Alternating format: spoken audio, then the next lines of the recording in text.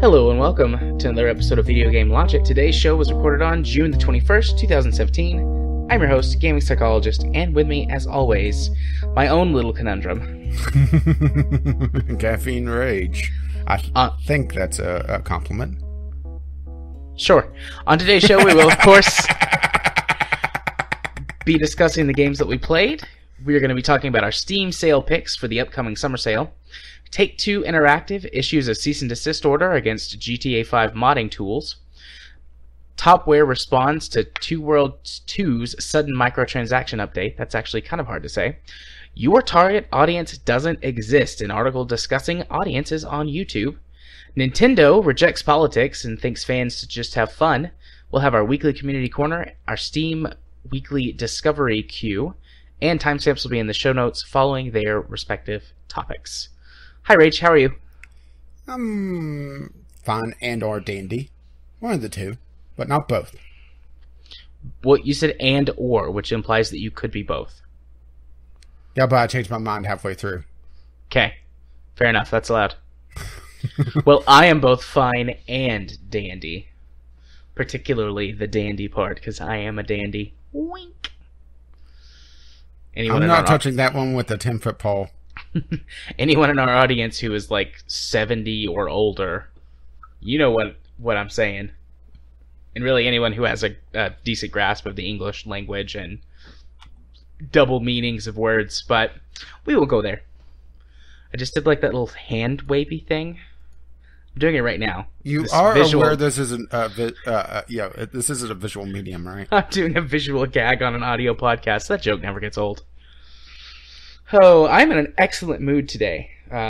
Anyone who follows us on Twitter knows that we are recording a day late because yesterday was a terrible day and I was tired and grumpy. And if I'm tired and grumpy when the show starts, it's not going to be a fun show. So we took... Yeah, besides, I'm supposed to be the tired and grumpy one. Yeah, so we swapped nights. And I had a great day today. I had a nap. I have had many delicious beverages and foodstuffs this evening, so I'm great. I'm doing thumbs up yet again, another visual cue on an audio show. Off to a good start this week. Yeah, this is going to be quality content. This is definitely going to be a games-filled episode. You have many games on your games played list. Well, this is what happens when we don't have the games we played from on the E3 special, because that's already a game-heavy episode. We don't need to weigh it down anymore. Yeah, that is very true. It is, and we spend over 4 hours discussing many things, so we can't throw in the regular show on top of that. Well, I guess we could. But we already have trouble with people listening to a 4-hour show. Can you imagine them listening to a 6-hour one? Or 8 hours? Yeah. Or we just, have it instead of recording, it's just a live stream 24/7. Yeah. The podcast never ends. I actually am doing some testing. I'm considering live streaming the show as well on the Twitch channel, but I'm still figuring out how to do that. I tried to do it last week when I recorded Straight as a Pretzel, and I really, really fucked it up. All of that stuff was unusable. Thankfully, I also recorded on Audacity instead of just going all in on that, so the show was saved, but yeah, it was terrible, so... it's a shame we don't know anyone that live streams a podcast while they're recording. Oh, wait. I know. I told them that we should hook up. And all I got was a like on that tweet, so... Well, supposedly... what we're alluding to is the Boosters of Space Tape podcast. They are going to have their last Kerbal Space Program episode this coming weekend, which I'm most likely going to disrupt, because that's what I usually do anyway. What can I say? I'm a destructive presence in the chat. And they're supposedly going to be going into a more space-themed gaming podcast, a more general topic. I want to be on that show. I want to talk about games like Freelancer and Starpoint Gemini so much. Space games. Yeah, guys, we're please. gonna have to bunk Aki on the head and just We'll replace Aki. We'll take a bad English / Australian accent because he's starting to pick up a little bit of it just through osmosis. Yeah, just living there for a while. Yes, please, guys. I want to be on your space show to talk about space games and space things. You know, I'm being cool. You know, like you can invite me if you want to, but really, I want on this show, guys. Please, so please, so much. Thank you. Besides, we've already kidnapped Aki once. Who said that we can't do it again? Yeah. And I remember many months, it might have been a year ago, Million Lights, when they were trying out, what was that other podcast that they did? Like 3 or 4 episodes of? Oh, they've had a couple of podcasts that's gone like 2 or 3 episodes and just died off. Well, it was the space station themed one. Yeah. Anyways, he was like asking for tips on how to edit really long podcasts and things, and it made me feel really good. Yeah, but why would he ask you? You hardly edit at all. There's a lot. I've made this. I've made that joke so much, but occasionally I do like to remind people that there is quite a bit of effort that goes into the show. Particularly last week, it usually takes me an hour and a half or so to do a 3-hour show. Like, I'm super streamlined, and because we're very much sort of back and forth, like very talk heavy as opposed to like talky, like go bit to bit heavy, it takes me a lot less time because I don't have to hit as many points and insert as many like audio effects and things to transition. But last week's show, there was so much editing going on. It took me like 3.5 hours or so to do the edit for the E3 show. That was a big one. You are running a timer now, so hopefully that'll make things a little bit easier. I don't know why you weren't running one before, because that seems intelligent. Yeah. It's one of those things, like you get into a method of doing something and then you don't want to change your method, even if what you would change it to would be easier. There's still that little bump in the road where it's like, I'm making this change. Plus, I'm also incredibly resistant to change. Ask Katie. I hate when things change. So, even really good changes, I'm like, nope, fuck it. Stay the same. I don't want to change. But that's a personal issue. And you should go to the Straight as a Pretzel podcast to hear me talk about personal things. Wink. Although it's not like I don't talk about them. Actually, wouldn't that be more ding? Ding. Wink. Dink. Dink. Yeah. Dink. Well, we've successfully gotten completely off course. We're doing so well. Let's bring it back on track and go talk about games that we played this week. So, Rage, what have you played this week? Oh, don't you want to start with 2 weeks ago? Sure, we can start with 2 weeks ago. We've got the list. It's fine. Well, talking about things just going completely off a cliff. How about a skiing game? Because a couple of weeks ago, they had a free weekend for Steep. That is the Ubisoft skiing game. And, yeah, that game is really... Well, let's just put it this way. I found the price a little too steep for what that game has. Hey-o. We've made that joke before, but it still holds true, especially after playing it for a while. Now, I missed the open beta when it originally came out because I had just other things to work on. But, I thought, let's try it this time around. And it's one of those games that I could definitely see people that are into skiing and into, well, it's skiing, snowboarding, paragliding, or this wingsuit thing. It's not technically paragliding. It's, it's flying squirrel cosplay. Oh, and I'm blanking on what the others are. No, there was a paragliding thing, but it wasn't a proper paraglide. Like you have the giant fuck off fan on your back and you're flying around. It's just gliding with a parachute. And there was something else that I'm completely blanking on. But it's essentially different winter sports. I mean, that's the crux of it, and it's open world-esque, but there's also events that you can play. My main problem with Steep was the same problem I actually had with Shadow of the Colossus is that I absolutely hate the fucking camera in this game. Because it seemed like it was always too busy trying to show off and not trying to show me where I was going. There was many times that I pulled a perfect impression of Sonny Bono plowing headlong into a tree because I couldn't see where I was going because the camera decided, let's point towards the ground as you're trying to land a jump. Was that in bad taste? No. I had a chuckle. It was either I would just plow headlong into a tree, or during the wingsuit phases that I was trying to play, I would go full long dark, as I would try to judge if I was going to be able to get through or if I was pulling up enough to get a little bit more altitude to be able to avoid a ridge. But because the camera was behind and above me, it's hard to judge that really well. Mm-hmm. And, I just kept, long darting into this ridge.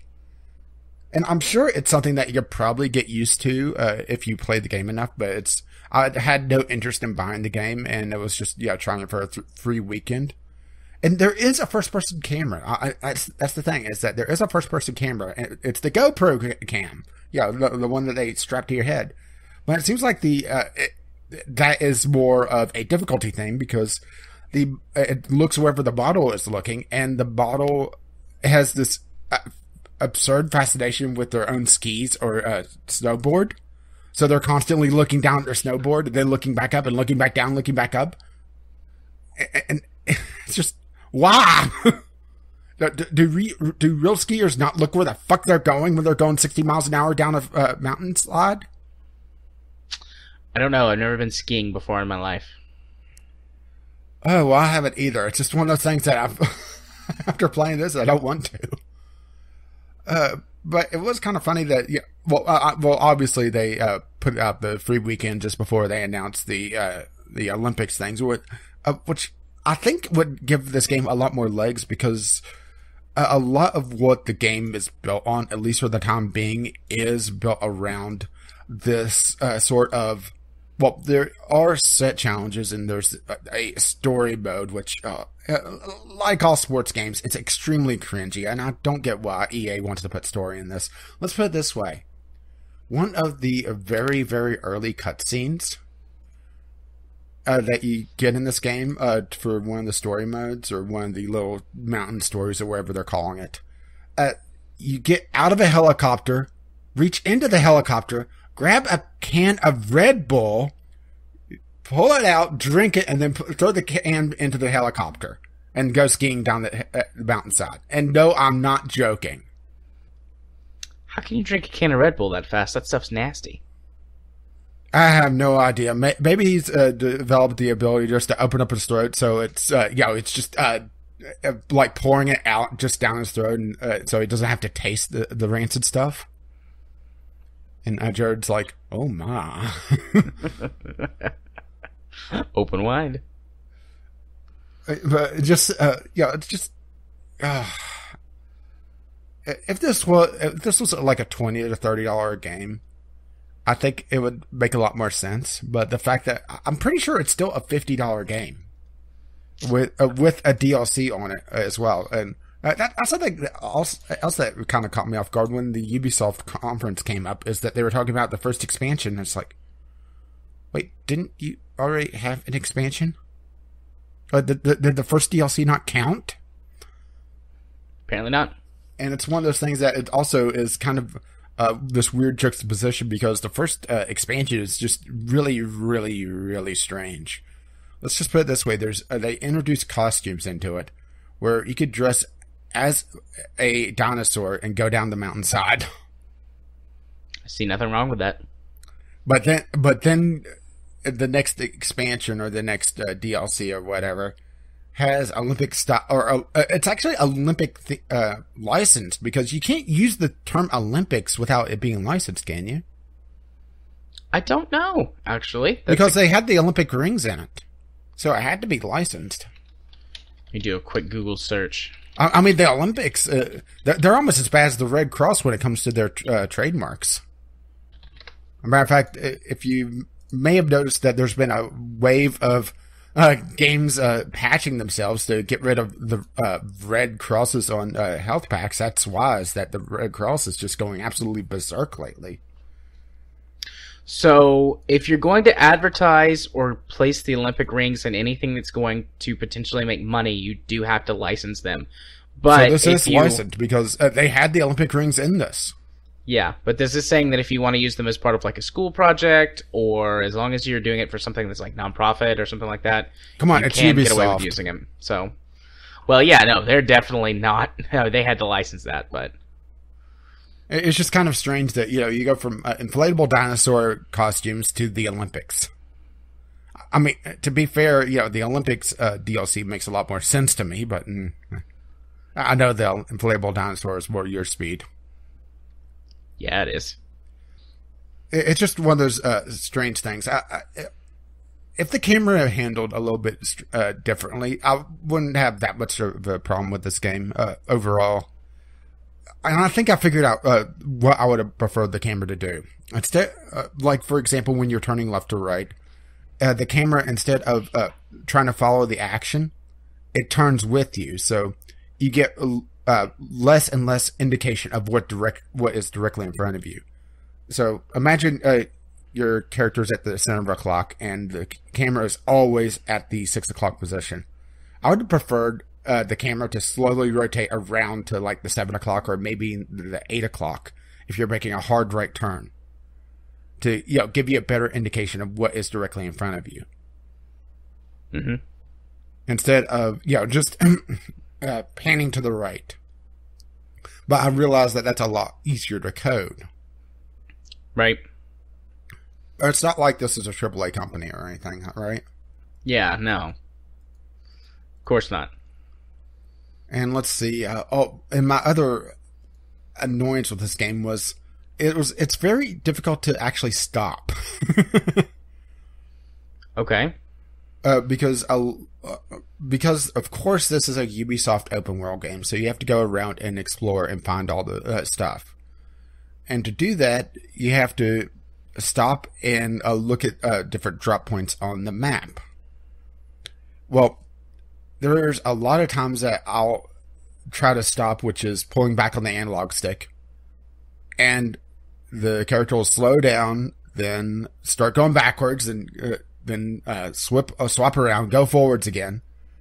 And the thing is that you have to come to a dead stop in order to, one, use your binoculars to look at a drop zone to unlock it, and two, to be able to switch disciplines. So if I wanted to go from the snowboards to skis, which is handles uphills a little bit better. Granted, even the skis are handle a lot like the snowboard. There's not a lot of difference in between the two that I could feel, at least with the couple hours that I played.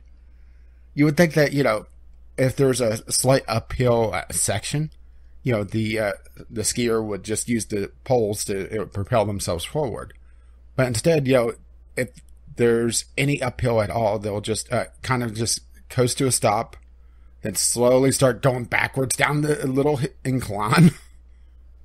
It's just one of those things that it felt very unpolished. Or maybe it's just I didn't spend enough time with it, and I just couldn't be bothered. All right. Fair enough. What else you got? Speaking of unpolished, is Quantum Conundrum my new Let's Play series. Now, excuse you, that I've been playing. And this has been on my short list of games to play for a very, very long time. And it feels like I was a little deceived on what this game actually was going to be. Because, for one, this is from Airtight Games, or the former studio Airtight Games, because they're a little dead now. And one of the creative minds behind it was Kim Swift. And Kim Swift was one of the game developers that was behind, a game that we may have heard of called Portal. She was on the Portal team. Right. So I was expecting, a physics-based platform or a physics-based first-person game. And what I got was a first-person platform with a lot of physics-based puzzles. Not exactly what I was wanting. And let's put it this way: there is a lot of first-person platforming in this, particularly once you get.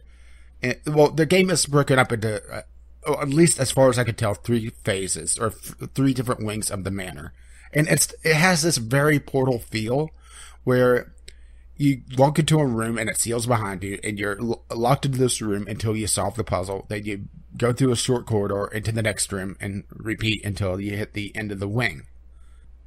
And each room is very sparsely decorated. Like I said, it feels a lot like Portal, but it's not Portal. And not even just the fact that it doesn't have the titular portals in it. It's just that it feels like they had an idea of what made Portal fun, and then kind of erased it off the design document. Well, let's put it this way: you also have the person talking over the intercom. Only this time it's Q from Star Trek. And no, I'm not joking. It's John Delancey, who played Q, and he is funny at times. Other times he's just annoying. But what really gets me is the first-person platforming, and there is just so much of, get onto a couch that is flying across the level while time is slowed, and because there's so many items that are not an even platform, there's been times that I'll land on something, and then because I didn't land on the flat portion of it, I'll slip off of it, and there's a weird bit of momentum with the movement as well, where it feels like it's built with a controller in mind, so you're having an analog movement. It feels like a low-rent Portal. Only without the... Well, it feels like a low-rent Portal that's a first-person platformer. Not exactly my cup of tea. I'll probably finish it. I mean, I'm not hating it nearly as much as I was hating life playing Halo. So, it has that going for it. Yeah, but you said yourself earlier, that's not a very high bar. True, but it's the fact that I'd much rather play a first-person platformer than play Halo. I'll tell you how much I was hating Halo. Fair enough. And I'm trying to think of anything else that really stands out about this. Like I said, this is from a now defunct game company. Oh, this is a Square Enix game, so that's probably why they probably had some sort of unrealistic sales expectations of this game. Now that I think about that, maybe of exactly what happened with this, because this came out in, I want to say 2012, 2013.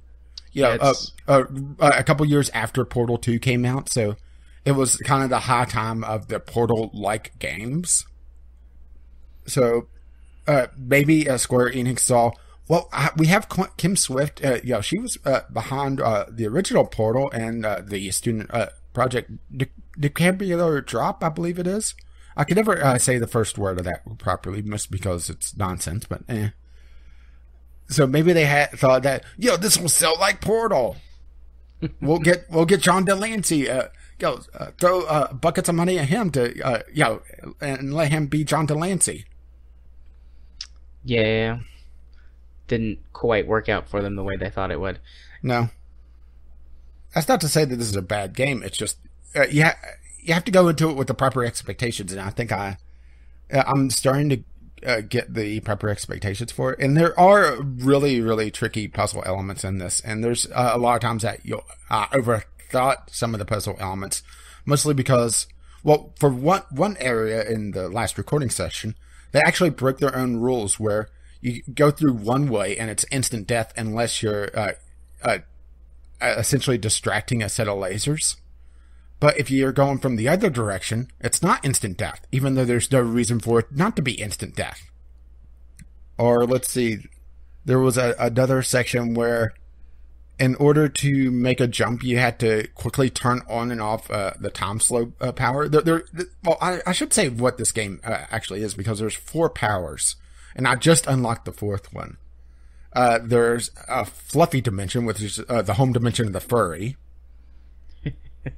There's the Okay. there's the heavy dimension, which is the home dimension of heavy metal, because everything's made of metal. And whenever you change dimensions, sometimes the portraits that's sometimes on the walls will change as well. So you'll see people get into bunny outfits in the fluffy dimension, get into essentially biker outfits in the heavy dimension, that sort of thing. Then there's the time slow dimension, where everything kind of slows down. Sort of like Tom whenever you're watching the EA E3 conference. Right. And I just unlocked the inverse gravity dimension, where everything floats up. No witty pun there, by the way. And you have to use these powers to traverse the level. And you can see where going into this with these different powers and these different abilities, you would think that it would be more of a physics-based puzzler instead of a first-person platformer, because, changing the weight of an object, being able to throw it, or throw a safe and then have it return to normal in midair. You would think, that would be used in first-person, not in a first-person platformer, but more of a physics puzzler. But you would be mistaken. Great. I love being mistaken. And when I say I love it, I mean I hate it. Yeah, I think this would have done a lot better if they didn't rely so much on the first-person platforming. As a matter of fact, I went back after I started playing this and to watch the zero punctuation of this. Yeah. And Yahtzee pretty much summed it up, where he started talking about how they could fuck right off with the landing on tiny objects and flying through the air.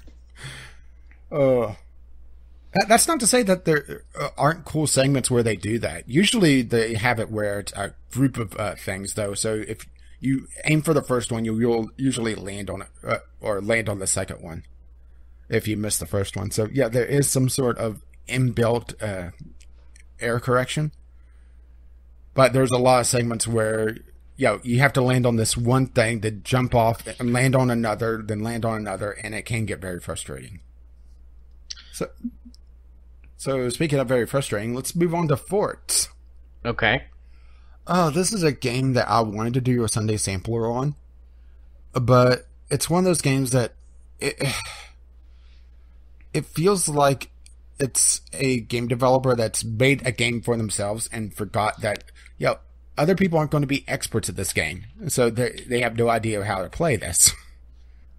What this game is you think of it as a combination of sort of Worms with a fort building aspect built into it, where you have to destroy the enemy fort with your fort as you're building it. And a lot of it comes down to really the speed of your building, but you also have to be very precise in your building.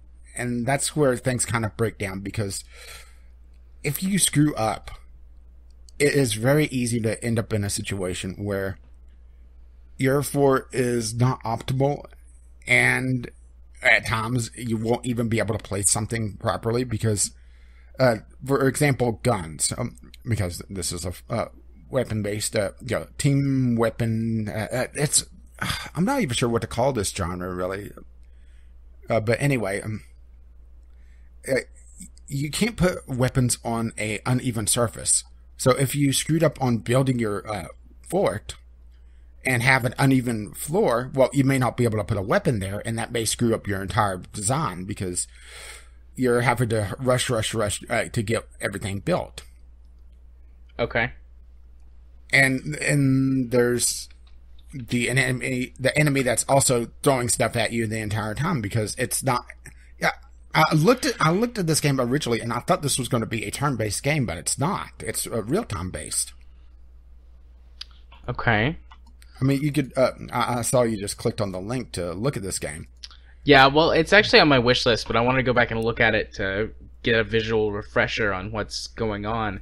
And I also assumed it was turn-based, but it's not. No, it is not. It is not. It is real-time, and that's where I think this game falls apart. Really, is that the fact that it's a real-time building, because a lot of it feels like it's a phone interface where you have to click and drag and build up things.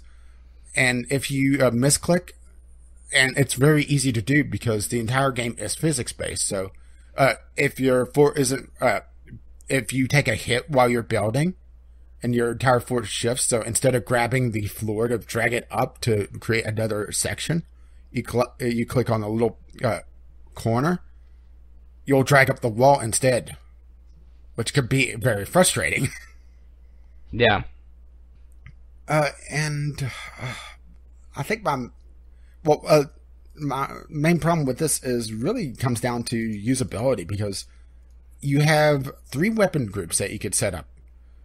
And I didn't even realize this until quite a ways in that you could actually do this, because they never tell you in the campaign.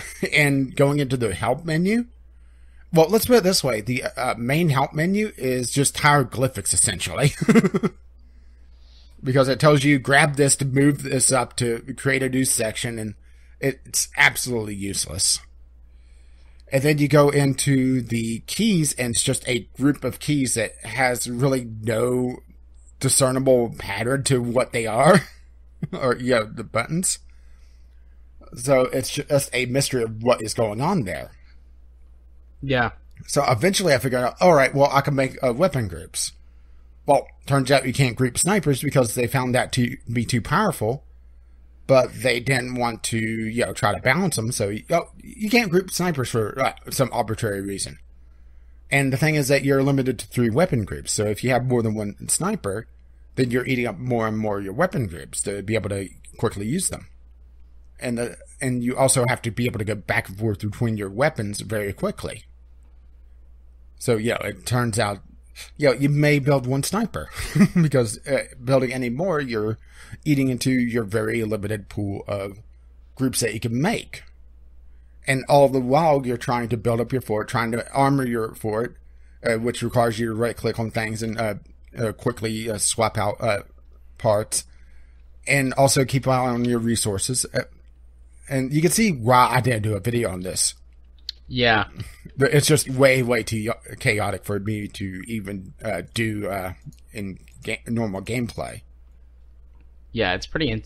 That would all be pretty insane to try and comment on at the same time while you're playing it. And on top of everything, on top of the chaos, is that there's not a lot of variety, because it comes down to really, build your fort and hold off until you build one of 2 super weapons, either a laser that cuts through the enemy fort and instantly kills it, or a cannon that pretty much instantly kills the enemy fort. And that's about it. That's assuming that you're doing the skirmish or multiplayer, which there is a multiplayer component to this. But I didn't bother with it because, the handful of people that are still playing this is, the people that are absolutely dedicated to this game. And, well, you could see some of the screenshots, the super laser just cutting through the fort and killing it instantly. Yeah. It's one of those games I really, really wanted to like, but it's just it's one of those weird situations where there's not enough there, and at the same time, too much there. There's too much chaos management. There's too much trying to quickly build and maintain things, and quickly switching between your very, very limited sets of weapons. But at the same time, you're very limited on what you can actually build. You could only build mines in certain areas to generate your resources. You could only have, let's see, there's the weapon shop, and then there's the upgrade station, which the upgrade station takes weapons offline to be able to upgrade them. So honestly, a lot of times I found it to be just kind of redundant, that you could just, throw more weapons or more of that particular type. There's batteries that increases the amount of power that you could hold, a metal thing that you could build up to increase your capacity of metal to be able to repair easier. And then you have 5 different weapons. You have a minigun, which is used usually to shoot missiles out of the air. Missiles which you could just obliterate the enemy for if you don't have, if they don't have miniguns. A sniper, a mortar, cannon, and super laser, and that's about it weapon-wise. So like I said, it's one of those weird paradoxes where there's not a lot and there's too much. Right. Very strange, huh? Yeah, interesting. I'm not sure I want to buy it anymore. Yeah, I don't know, sorry to put maybe. you off of it. It's Well, one of those things. It's one of those things that, like I said, it's one of those games that parts of it I would absolutely love, and there's a lot to it that I want to like a lot more. It's just if they made it turn based. Yeah. If they made it turn based, where every turn you generate your metal and your wood or your metal and your energy, and you build up, and then even simultaneous turns, I think would have made a lot more sense. Yeah. Or to have, like, take a turn and then there's a combat phase, and then take a turn and there's a combat phase. That would make more sense to me. I don't know. With the Steam sale being this coming week, if it's cheap enough, I might buy. I don't know. I might not. And they just released the Commanders, which is only in skirmish or multiplayer. Which, like I said, the multiplayer, the few people that are playing it are just a dedicated few. Yeah. And the Commanders are usually just absurdly powerful as well. Yeah. So let's see. How about a nice little fluffy game that I played instead for a Sunday sampler? Okay. Art of Gravity, which is a physics-based puzzler. Of course it is. It's not a mobile port, but definitely feels like it. So I imagine that it's probably going to go the other way, and it'll eventually be on a phone. Because this company also does a lot of stuff on Google Play, and just looking at their stuff, there's a lot of crossover. But this is essentially a game about taking balls and breaking bricks. And lots of explosions. And maybe that's why I kind of actually like this. And that it's dirt cheap. They don't try to pretend that, we're on PC, so we're going to charge you $10. No PC tax. Yay. But it's really just about exploding different levels. It's a very short game. It's only likely a couple hours in length, but also is $1. So, it's comes down to actually a fairly decent price for a little, rather clever puzzler, because I really break it down perhaps a little too simply, because it's about clearing the level of the blocks, and there's different types of things that you could have. You have balls that could come in from one of 6 directions and impact any block on the level. You have bombs that could explode.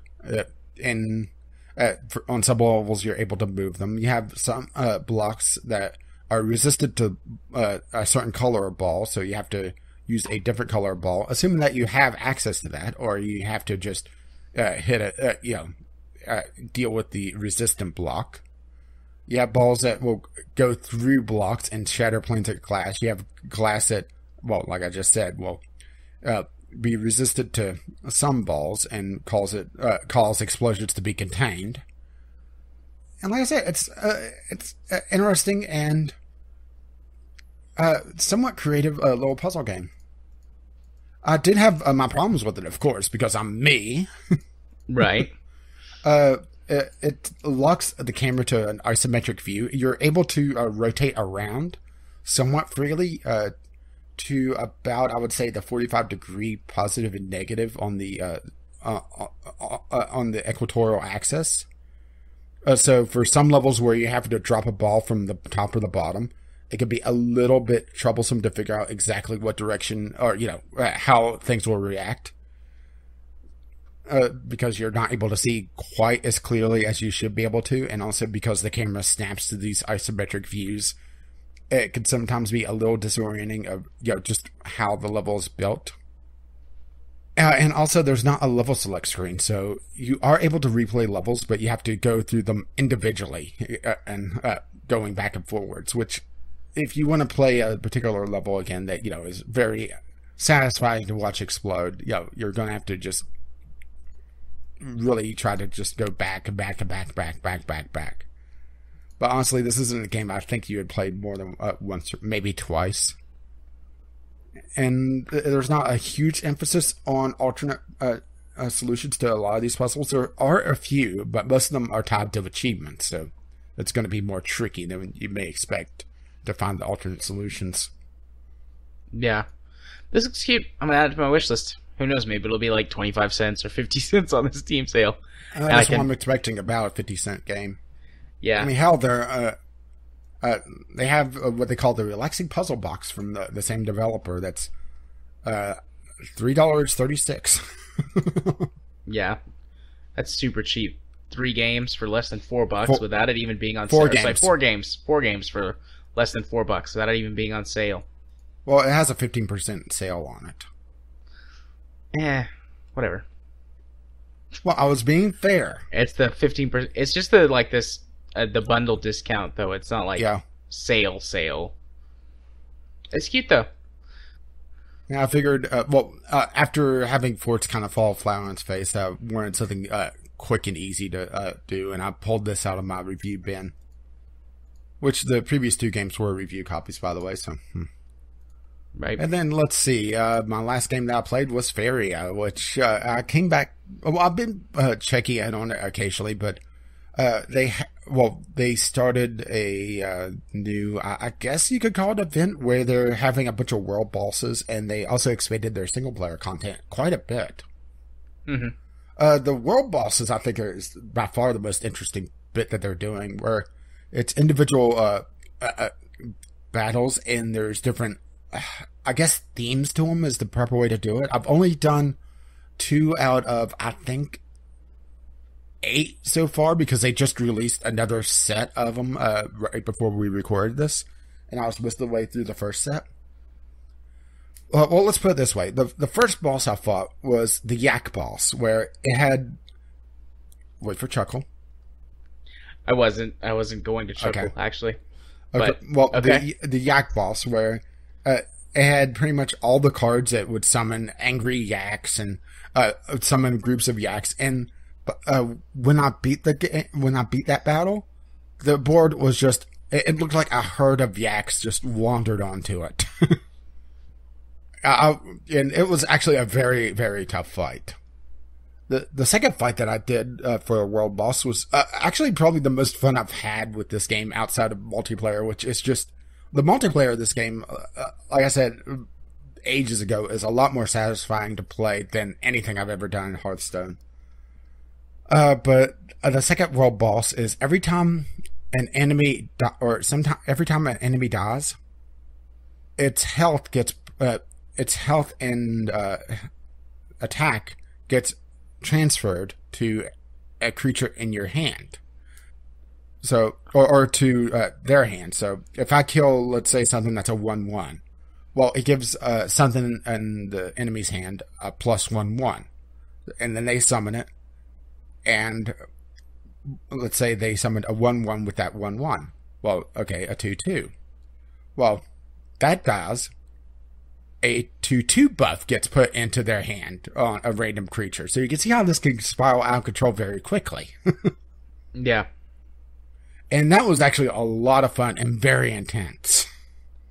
And it was one of those games where I was playing almost like I had 1 health point, because some of the creatures that were being thrown out, I was playing a deck that was reliant on big creatures anyway and a lot of buffs. So you can just imagine what I was throwing out, let alone what the world encounter was throwing out. And it was a lot of fun. I really, really enjoyed that one. I still need to play a lot of the other world bosses, though. I still have probably about 6 or 7 of them now, just because I have the second set to go through still. And they're all tied to various levels of your account. So as you play the game, your account levels up, and you get gold, and you get... they actually give you legendary creatures as well, or legendary cards for leveling up, which was a little bit shocking. You'll hit a like level 30 or level 40, and it'll say, well, it looks like you don't have these legendary cards. Pick one. Like I said, like I said, a very generous game. And the single player component that they added on top of the world bosses is they essentially took what single player content they had and remixed it where you have a pack of, I think it's 7 different encounters that gets remixed over and over again. It allows you to level up your account to get that gold and get the cards and everything else that gets tied to your account leveling up. And some of the encounters are extremely tough and a lot of fun because they change the board. Some of the boards will have it, instead of having the 4 fairy wells, which is how you generate your mana. I should go into this where I explain this a little bit better, because what happens in this game, it's not like Hearthstone where you have a set board and that's it. What this is you're generating a hex-based map. And on this map, depending on the level, usually it's 4 fairy wells, and in multiplayer it's always 4 fairy wells and essentially the corners of the map. And the map you generate is your essentially partially your mana. It's essentially your colored mana in Magic the Gathering, where a card may require, this card requires 2 forests to summon. You have to have 2 forest hexes under your control to be able to summon it, on top of the mana cost, which is generated each turn you get 3 fairy or 3 mana. And then if there's a creature sitting next to one of the wells, you also gain a bonus fairy for each well that you essentially control. And you can see how map control and map generation becomes a huge component of this game. And the single player could throw a wrench in this where, this map only has 2 fairy wells, or instead of in the corners of the map, the fairy wells are in the middle. And it forces you to rethink your strategy. It's a lot more. And once they do the co-op, I do want to bring you into this. Okay. I mean, I've been saying I want to play it for a little while. I just have never gotten into it. But well, they've essentially added endless single-player content. And their Pandora mode, which is essentially their arena mode, is also very interesting, where it has the typical, here's 5 cards, pick one. Okay, here's another set of 5 cards, pick another one. They start off, there's 5 colors in the game. There's a blue, red, yellow, green, and there's a neutral color. And what happens is, at the start of the Pandora mode, you're given 3 colors and the 4th one is locked out, and neutral is always available. And you're building your deck around that. And after choosing 10 cards, they give you a treasure card, which is an absurdly powerful card that's only available in Pandora mode. And you choose one of 3 treasures. And what happens is, during the Pandora mode, as you and your opponent goes through your deck, you're getting shards of Pandora. Once you get 5 total in the match, that's between the two, both yourself and your opponent, the fairy wells dry up, meaning that you no longer get the fairy from them. Instead, you're getting 6 per turn instead of the usual 3, and the cards that you pick on your 10, 20, and 30, your treasures, are shuffled into your deck. And it can become just absurd. And it's probably the closest you can get to Hearthstone, where there's the I win condition from a single card. But even then, it's nowhere near just the stupidity of Hearthstone. Have I mentioned that I don't really care for Hearthstone? A couple of times, yeah. But yeah, that's Faria. I'll probably play it next week when I'm on my trip, or when I go on my trip. Yeah, because it would be a great game to play on my laptop. Yeah, I think I know that they were testing out the Google Play version of it, but I'm not sure if it's in general release yet. No, it looks like it is. So it's a mobile game as well now. Cool. I think you, like I said, I think you would enjoy it since you like your strategy games. And this is basically a strategy version of Hearthstone. Yeah. I'll have to play it on the trip. I assume they have shared accounts. I'll put it on my phone. Yeah, they have a shared account thing. Install it on my laptop. And just add me as your recruiter, and I get goodies, and you get goodies. Yay, goodies! Caffeine Rage is a recruiter. Ding, ding, cool. Dink. So Feria was your last game, right? Yeah. Okay. Well, let's move on to my games. I only played 2 new games this week. After E3 and like the massive games overload, plus I had like a really busy work week and some other stuff going on. I just was like in burnout mode for new games and doing like recording and testing things out. So mostly I played like Transport Fever and Euro Truck and things like that, like games that mostly so I could sit and just do something and listen to podcasts and chill out. Mm-hmm. But I did play a couple of review titles that I got from Keymailer. I intended to play this one. I just never got around to it. Well, you should be happy you didn't, because it would be wasting your time. So I played these couple of games that I was actually looking forward to. I was like, you know what? I'll give them a shot. So Disputed Space is the first one. This is a 6 Degrees of Freedom space arcade shooter that has procedurally generated like star fields and nebula backgrounds and stuff. It's very pretty. Not that you could tell from all the cannon fire. But yeah, there's like 18 million laser and plasma bolts and things. So the positive things about this game, it looks great. The art style is good. They went for a very jagged, for the most part, sci-fi look of old. And it looks really good. It's not cel-shading, but it's got something going on with its art style that kind of makes it look cel-shaded. It's gorgeous. I really like it. All of the sounds are spot on, like the laser sounds and the torpedo sounds. And I sure hope the laser sounds are spot on with how many they are shooting. There's a ton of different ones as well, which could be a good thing later when they've worked on it some more. But each of the weapons sounds and looks different and feels and sounds really good to shoot. And yeah, it looks real pretty and it sounds really pretty. And then after that, the game kind of starts to fall apart. I think that this... they haven't called it a beta or anything like that, which is good, because this is definitely like alpha or maybe even pre-alpha. Like, this feels like a proof of concept or something like that. Like, check out this cool art style. Look at this game that I'm making. Isn't it fancy? That's great. Now I'm going to go hide it for 2 years and work on it some more. There's so much stuff missing from the game. What, did they put it out on E3? Maybe.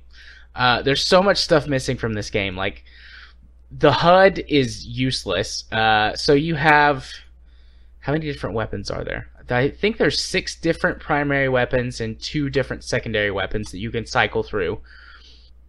But I don't know if they do different damages and like if there's a benefit or a detriment to using them. Well, see, one goes pew, another one goes pew pew, and so the third one goes padoo. And then there's no information on enemy or friendly ships aside from visual cues. Like whenever a ship is about to explode, it kind of catches on fire. But other than that, there's nothing. Like, you can't lock on, you can't target, you have no idea. The first time I started playing it, I didn't know which ships were friendly or which ships were enemies. Like, it doesn't tell you. It's just like, oh, there's a train. I wasn't going to say anything and you just edited it out. It absolutely says that. It's like, yeah, there's a train out there, go blow it up. But no, it just doesn't tell you anything. It's like, oh, go kill the enemies. It's like, great.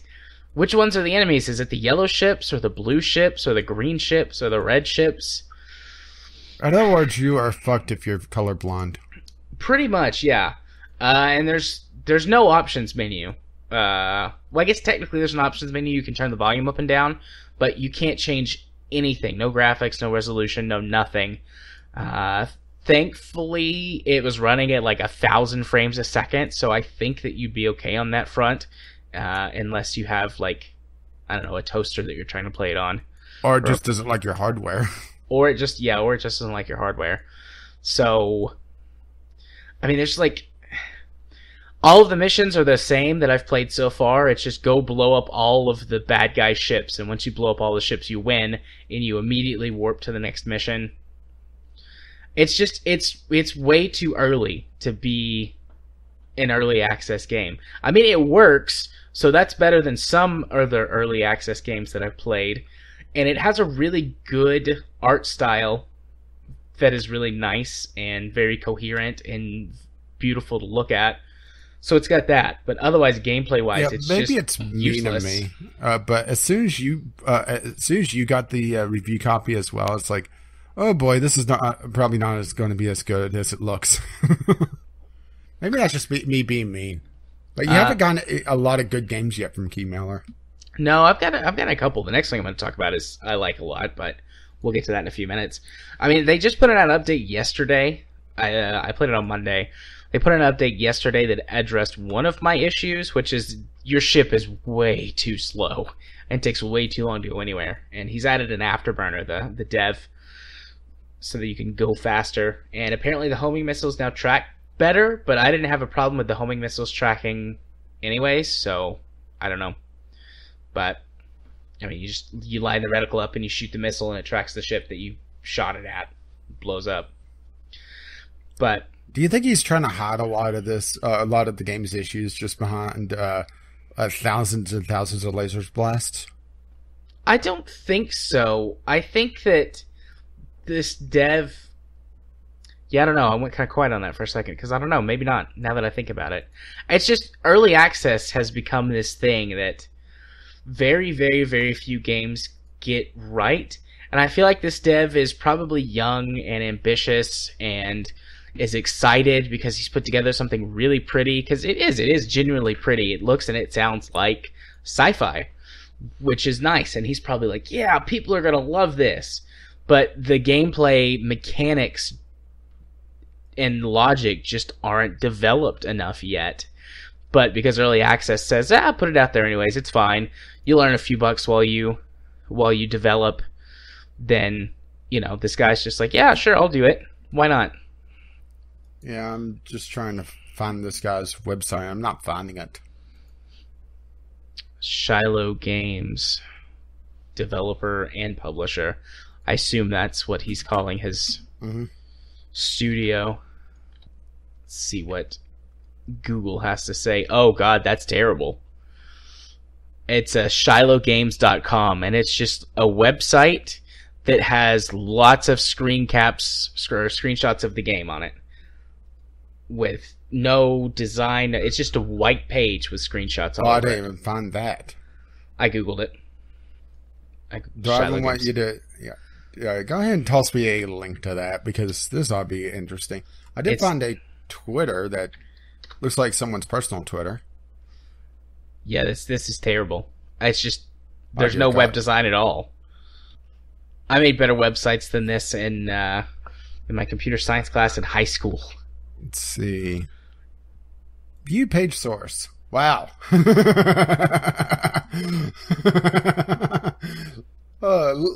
Just take a look at page source. Okay.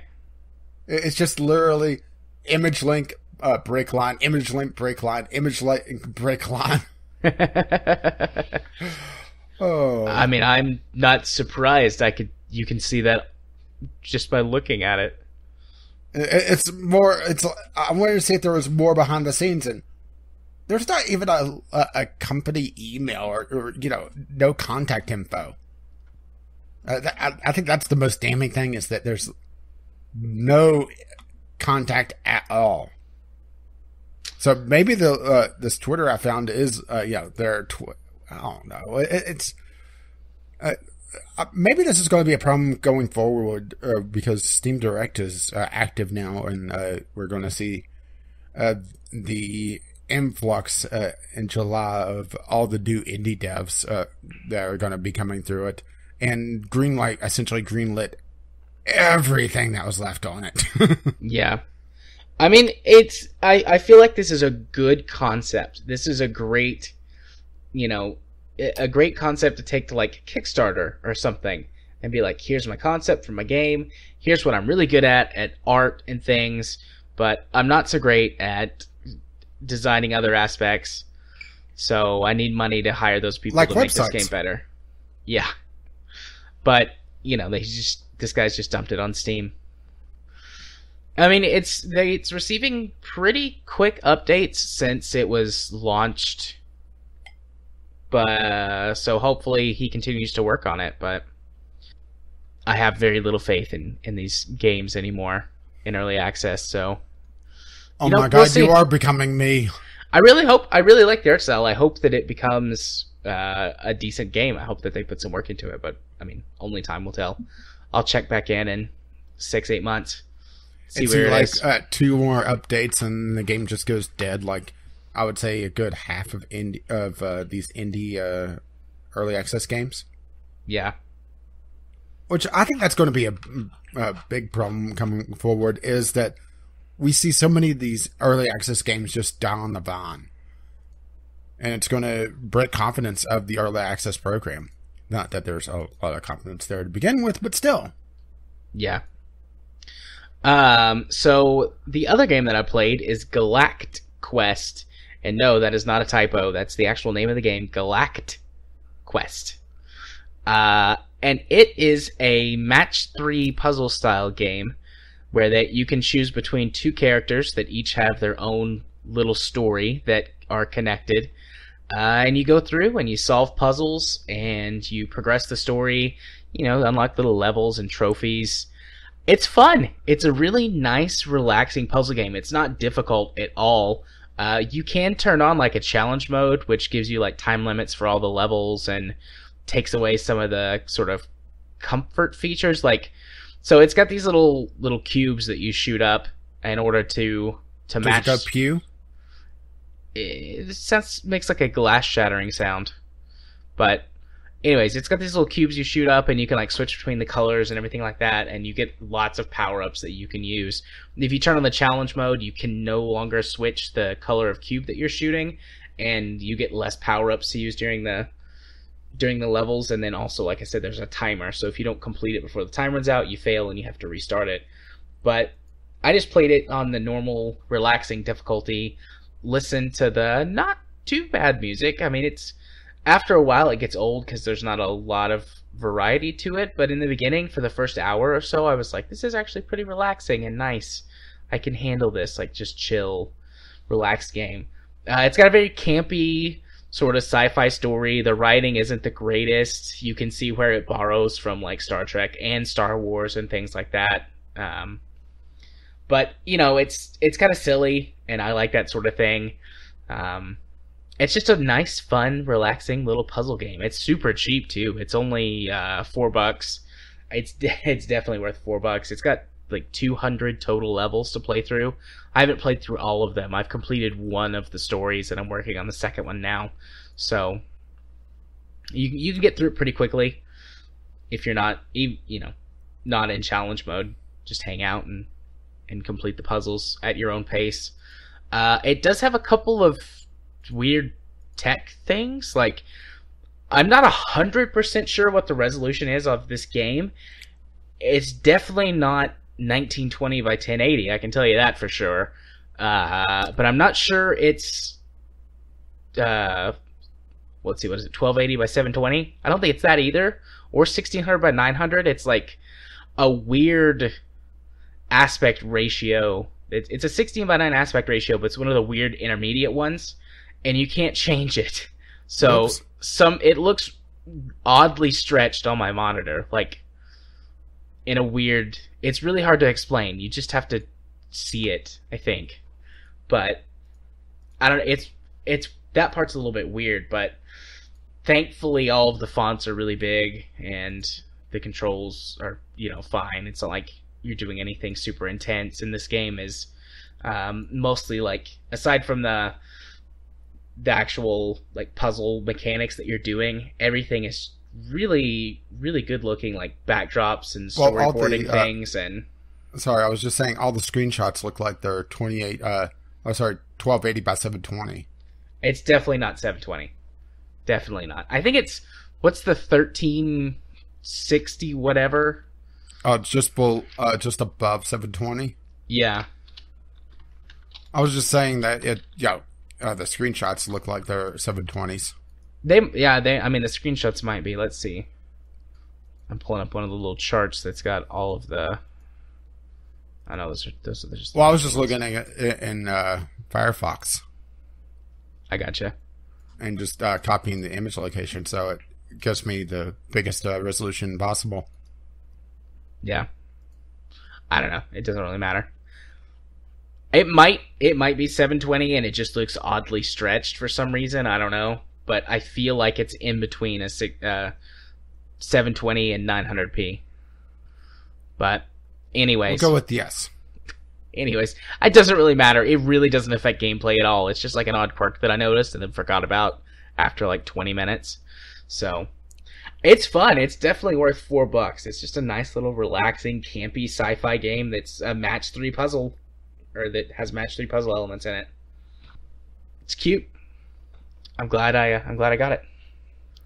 And I mean, those are the only 2 new games that I played this week. So Yeah, so news time? no, we're gonna do our right. Steam more games. Right. games, and more games. We're going to do our Steam sale picks. So Rage and I went through and just picked 5. Did you do 5? I did 5. Did you do 5? Yeah, 5 games that we're really interested in for the Steam sale. So we're just going to take turns and talk about the games that we picked out and why. Yeah, and my picks, it was tough for me to do because usually I go based on what the actual sale price is. Yeah. And sometimes it's something I want doesn't get a good discount, something else that is lower on the list gets a better discount. It's like, well, that looks better. Yeah. This was really difficult for me because we've got several lists running of games that we want or need for the show. Like, there's the big multiplayer list that I've been putting together with everyone's help. I've got quite a bit of input on that list. Thank you guys very much. And there's like 30 games on that list, which I've got to do something to pare down. That's way too much. The top picks. I think I'm just going to go, once the sale starts tomorrow, I'm going to go through the list, I believe, and check out all the prices and use that to help determine which games are going to be the top of the list. But I mean, eventually all of the games on that list will be played as part of our multiplayer nights on Fridays. So those are things that you should definitely keep an eye on. Anyways, but I'll go through and mark the ones that are the most important based on their price and kind of how much I want to play them, because, you know, every once in a while it's a democracy and I ask what people want to play, but like 99% of the time I'm just like, yep, we're playing this game. Anyways, Rage, what is your first pick? Well, my first pick was a game you looked at, it's like, how did I not see this? Yeah, I've never seen this game before, but I'm glad that you have. It's called Brick Rigs. It's essentially BeamNG, which, if you don't know what BeamNG is, it's a sandbox, realistic driving game, meets Lego bricks, where you could design and build your own Lego vehicles, and they show everything from tanks to trains to a space shuttle. Literally a space shuttle. And drive it around and destroy things. And it's all physics-based, so if you wreck your car, it explodes in glorious Lego destruction. And like, it's a very interesting idea. There's actually not a lot of Lego building games out there, is there? No, there's a couple, but I mean, most of them went the sort of Minecraft. Yeah, not a lot of them are vehicle based. A lot of them are the Minecraft style. Even the official Lego one, Lego World, it's more of a Minecraft open world RPG and not going around building vehicles. And this is an early access game, but it is getting at least somewhat frequent updates. The last one was in May, and they're supposed to have another one in July after the Steam Summer Sale. And it also starts off fairly cheap for an early access game like this. It's $15. So if it does go on sale, I'm not sure if it will, just because it's an early access game. I'm expecting it to drop to around the $10 range. Yeah. Yeah, I mean, I put this on my wish list. I don't know if I'm going to buy it or not, like I said. It may end up being a Friday thing. It might be. It does have multiplayer. It might be. I might put it on the list. I don't know. We'll see. It's definitely on my wish list now. Okay. Well, my first game is Warshift. I think this is the only indie game on my list. Well, no, there's another one. Actually, there's 2 more. Okay, so that's not true. I was going to say, I only have 1 indie game on my list. I went all AAAs this time, but no. Anyways, Warshift is a game that's a mix of real-time strategy and RPG elements. So there's the top-down grand strategy section where that you can, set up your troops and your strategic elements and everything, and figure out what you're going to do. And then you can jump down and take over one of the vehicles, or well, many of the vehicles, to actually take part in the combat. And I'm a huge fan of these kinds of games. I've played Carrier Command, which is just like this. It's very much like this. I've played, I can't remember the name of the game. It's a much older game that does this sort of thing. And there's only been a couple of titles that I've ever seen that do it other than this, and most of them do it poorly. But yeah, Warshift, most of the time, this type of thing is just a gimmick. Maybe it'll be useful for a very particular thing, but it's not that often. Yeah, but Warshift looks like it. I mean, with that being the main focus of the game, it looks like it's going to be right up my alley for this sort of thing. So it's also pretty cheap, starting out at $13. It used to be early access. I mean, it's full release now, but whenever I put this on my wish list last year, it was in early access at the time. So I have high hopes for it. I mean, this is probably one I'm going to buy regardless of what its sale price is or anything like that. I mean, it has a multiplayer aspect, but with me kind of going into it dry, I'm not sure I'm going to put it on the list of recommended multiplayer games, but who knows? But this is definitely one that I am for sure going to buy regardless, because I've had my eye on this game for a long time. It was near the top of my wish list, like the sorted portion of my wish list that I actually care about, not like the 1,000 other games that are just on there. And I usually buy the number one game on my wish list every sale, regardless of what its price is, because I've placed it at the top for a reason. So really looking forward to this game. I hope it doesn't suck. All right, well, it's my turn again with Darkest Dungeon. This has been on my wish list for quite a while, actually. I think all the way through its early access portion as well. And this is essentially a mixture of dungeon crawler and town management, where you're building up your troop of dungeon crawlers to go down into the darkest, deepest dungeons and get loot and try to progress the story. It does seem like it's had some issues with over the course of its early access phase, because I'm looking at its reviews and it's mixed with very positive overall. So it tells me that something happened in the early access phase that maybe they changed some mechanics or something. I'm not sure. And it did just recently. Well, it's on sale right now, but it's kind of foolish to buy something right now, because even though it is 60% off, it's you still get something back if you buy it during the sale. So yep. But it's one of those things that one of the reasons why I haven't gotten this is that they want a premium for it. It's normally $25, and that seems a bit high for this type of game, to be perfectly honest. Yes, I realize that it's one of these games that is really long in the tooth, that you get a lot of content out of it. But it's also one of those games that if you don't hit the ground running, you could end up where it just becomes a grind and not very fun. And I just don't want to risk that much money on it. And one of the big criticisms I had heard about this game is that the end game starts to get very grindy, particularly if you get an unlucky roll and lose your main crew. And that's kind of put me off of it. Really pulling the trigger on it in the past. So it's on the list again, and we'll see how it goes. Awesome. Yeah, this is a game that's been on and off of my wish list too over the last couple of years. I think it's been. Yeah, really. It's been out, in early access and then out for a while now. So. Yeah, and the expansion just came out a couple of days ago, I believe. Yeah, it's on my list right now, but I don't know.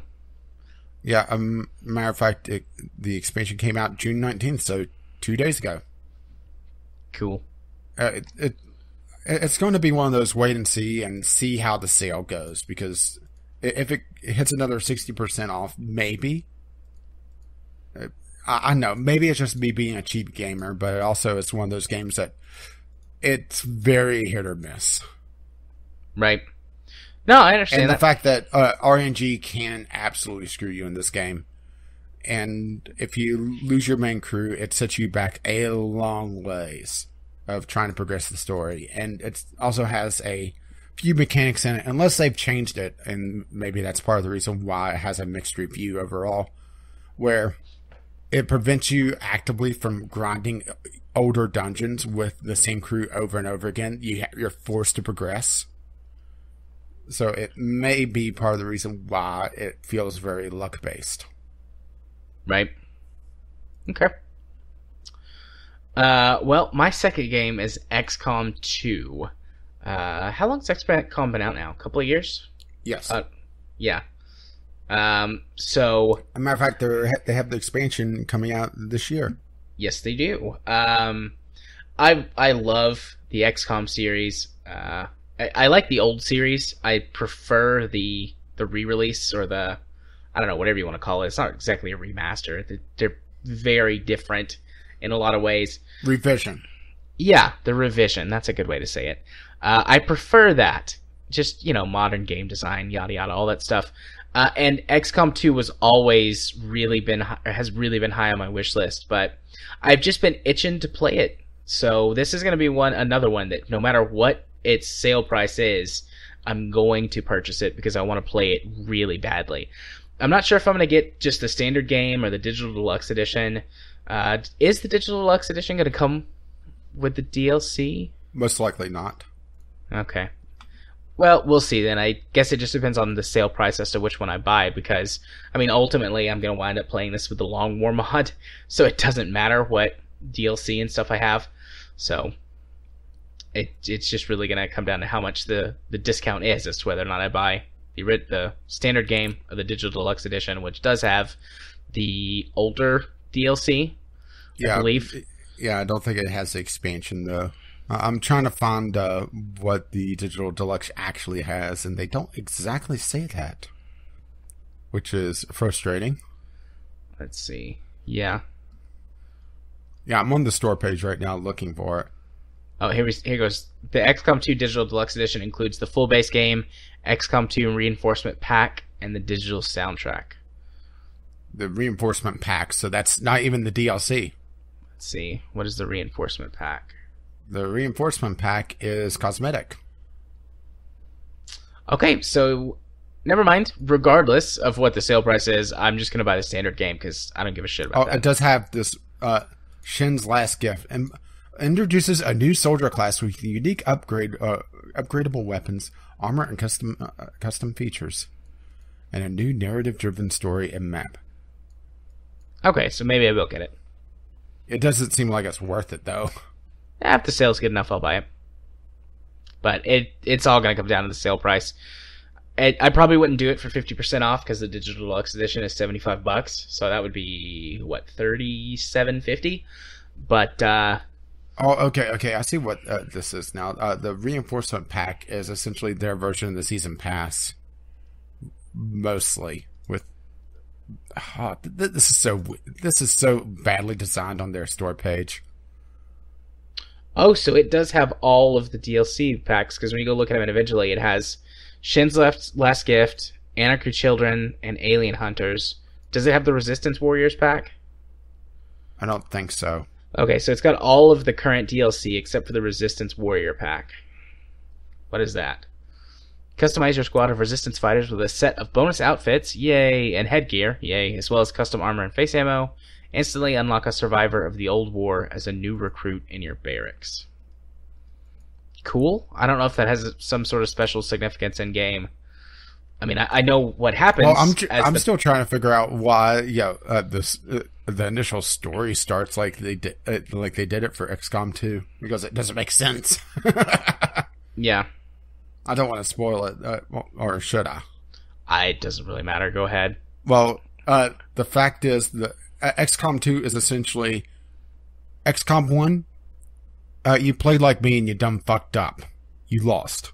So, the beginning of XCOM 2 is trying to rescue the commander from XCOM 1 because, hey, let's give the guy that fucked up another shot. Yeah, except in my timeline, I won. I beat the shit out of those aliens a bunch of times.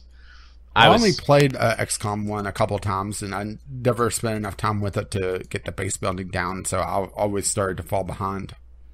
Yeah. I've played through XCOM 1 several times on multiple difficulties. I've never done an Iron Man run, but other than that, I've beaten the game on the next highest, or like with all the other high difficulty stuff on, so it's fun times. All right, what's your next game? Okay, speaking of fun times, well, I went back and forth on this one because there's two games that could fit in this slot for me, but I went with Parkitect instead of Planet Coaster. Parkitect is essentially the more roller coaster tycoon of well, both of them are roller coaster tycoon-esque, but Parkitect is the more management based instead of Parkitect where you're building silly rides. And it's, like I said, it's something that I went back and forth on this one because both games look good. It's just this one looks like it's more up my alley, where it's more focused on the old style of Roller Coaster Tycoon. Right, yeah. That's one of the reasons that Parkitect is on my wish list and not Planet Coaster. Well, I have both of them on my wish list because Planet Coaster is slowly adding more of the management style stuff, while Parkitect is adding more of the ride stuff. So it's more, who is going to get the better overall package? Where do they from their different starting areas? And also, I believe Parkitect is lower spec requirements. Yeah, it is. Because Planet Coaster, they went very shiny, and last I heard, it doesn't run particularly well. I could be wrong on that one, though.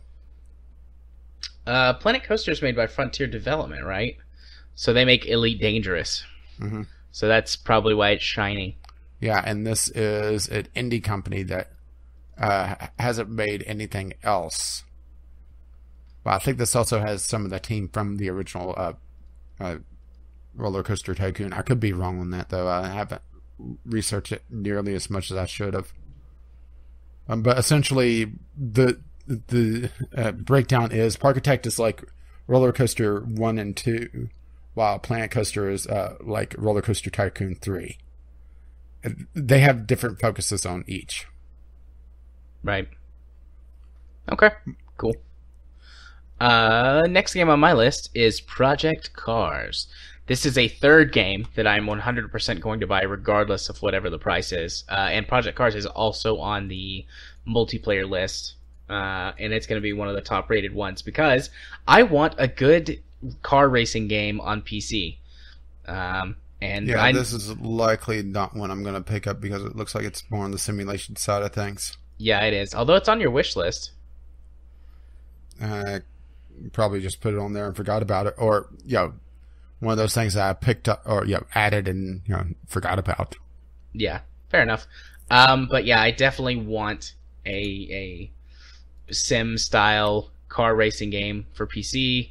I mean, I've always played these games on console, and because they're one of the only games that consoles can properly handle. But still, I'm primarily a PC game player, and at this point, it's time for me to step up. I want to get a racing wheel too, but a good one is pretty expensive. So maybe that purchase will be for another day. This game's been out for a while now. It's got a whole bunch of DLC for it. And the base game is only $30, and it's been on sale for, I want to say like 50 something percent in the past, 50 or 60%. Lowest price according to this was just under $10. Okay, so yeah, it's had good sales before, so I'm expecting it to be on a pretty good sale this go around too. So if the sale is low enough, I might pick up the whole DLC thing, because all of the DLC, there's a bunch of different packs, is only $50 right now, and hopefully all that'll go on sale too. But we'll see. I might be spending a lot of money this time, a lot more money than I usually do. I average like $100 a Steam sale. I might go way overboard this year because I have more disposable income with my new job. Oh boy. So gonna break the bank. But yeah, Project Cars. Looking forward to that, and looking forward to playing that with all you lovely listeners out there. All right, well, back to my turn, and this is not a game, but a set of games. Deponia, The Complete Journey. This is another game or a game set that's been on my wish list for quite a while, and this routinely goes very cheap. It's just I never really pulled the trigger on it. It's a German humor and a point-and-click adventure. And there's it actually looks very funny. It's just like I said, I never picked it up because I just never. It's been one of those games that's been kind of just on the very edge of things, really. Yeah, I like Deponia. I've played a couple of the Deponia games because there's several of them, and I assume the Complete Journey 4. is and the Complete Journey is the original trilogy. Yes. Which Deponia have I played? Just Deponia, so I assume that's the first game. I quite enjoy it. It's a really good game with a good story. It's funny. I won't say too much, but it's good. Yeah. I liked it. So yeah, and I've been wanting a new point and click game, and something that's not the Telltale style of point and click. Yeah, because honestly, it's kind of funny. Telltale simultaneously saved and ruined the point and click genre. Yeah, because originally their games were very heavily inspired by older point and click games, and they slowly moved more and more into more of a third person narrative, or I guess second person narrative, actually, because you're kind of just looking into the scene and controlling someone most of the time, at least. And it's kind of a strange crossover between how they've changed things, and you don't really see too many point and clicks that of high quality like the Telltale used to do. Point and click has turned into almost one of those genres that has just been thrown to the indies that just shit all over it because it's an easy thing to do, you know? Yeah, I'm currently looking up second person point of view, see if I can figure out if it's a second person game or not. This is actually kind of complicated, and second person point of view is a little bit weird, and since I'm not like a huge literature English person, I would have to stop and take several minutes to read through this, so I'll just skip over it for now, and I'll come back and figure it out later. My next game on my list, if you are done. Yeah, I think I'm done. There's not a lot to talk about on that one. Okay. Even though it is technically breaking the rules, and it's 3 games instead of 1. Yeah. But honestly, it makes more sense to pick up the entire trilogy because it usually goes cheaper than the individual games. Yeah. So my next game is the first game on my list that I'm not sure if I'm going to buy or not, but it's really high on my list of my actually curated portion of my wish list. Excuse me. And that game is Tyranny. Tyranny is an top-down isometric view, old-school RPG. And normally I don't care very much for this type of game. In fact, normally I despise this type of game. Yeah, who are you and what did you do with Jared? But the theme for this game is that you are one of the bad guys. And, I mean, it's after the bad guys have won. And you are one of, like, the top generals in the army of the bad guy. And you just get to play the worst person and just be evil. And typically whenever I play games, I play the good guy, or at the very least like neutral and just try and serve my own interests. But every once in a while I get a mean streak, and this game is just like the embodiment of that. So I'm very much looking forward to just being the worst person ever. And in other words, you're gonna be like the Voltaire song, when you're evil. Yes, indeed. So that is something kind of strange, is how you don't really see a lot of games where you can be evil. Even games where you're supposed to be evil, like Overlord, for example. you're kind of a chaotic neutral. Yeah. And you're begrudgingly helping people. You're not evil. The only game I could really think of where you could really, really be evil was things like Black and White. Yeah, no, this game actively encourages you to be evil. Like all of your companions from like the stuff that I've read about it and things, like they're different types of evil. And instead of like them disliking you because you're, good when they're evil or evil when they're good, it's like, are you evil enough? Are you doing the right kinds of evil? Like some of them like want you to constantly just murder people, and they like it when you murder, and other ones like it when you manipulate and cheat your way and steal your way through things, and other of them are really happy like if you're like take slaves and steal a lot. Like they want you to be evil.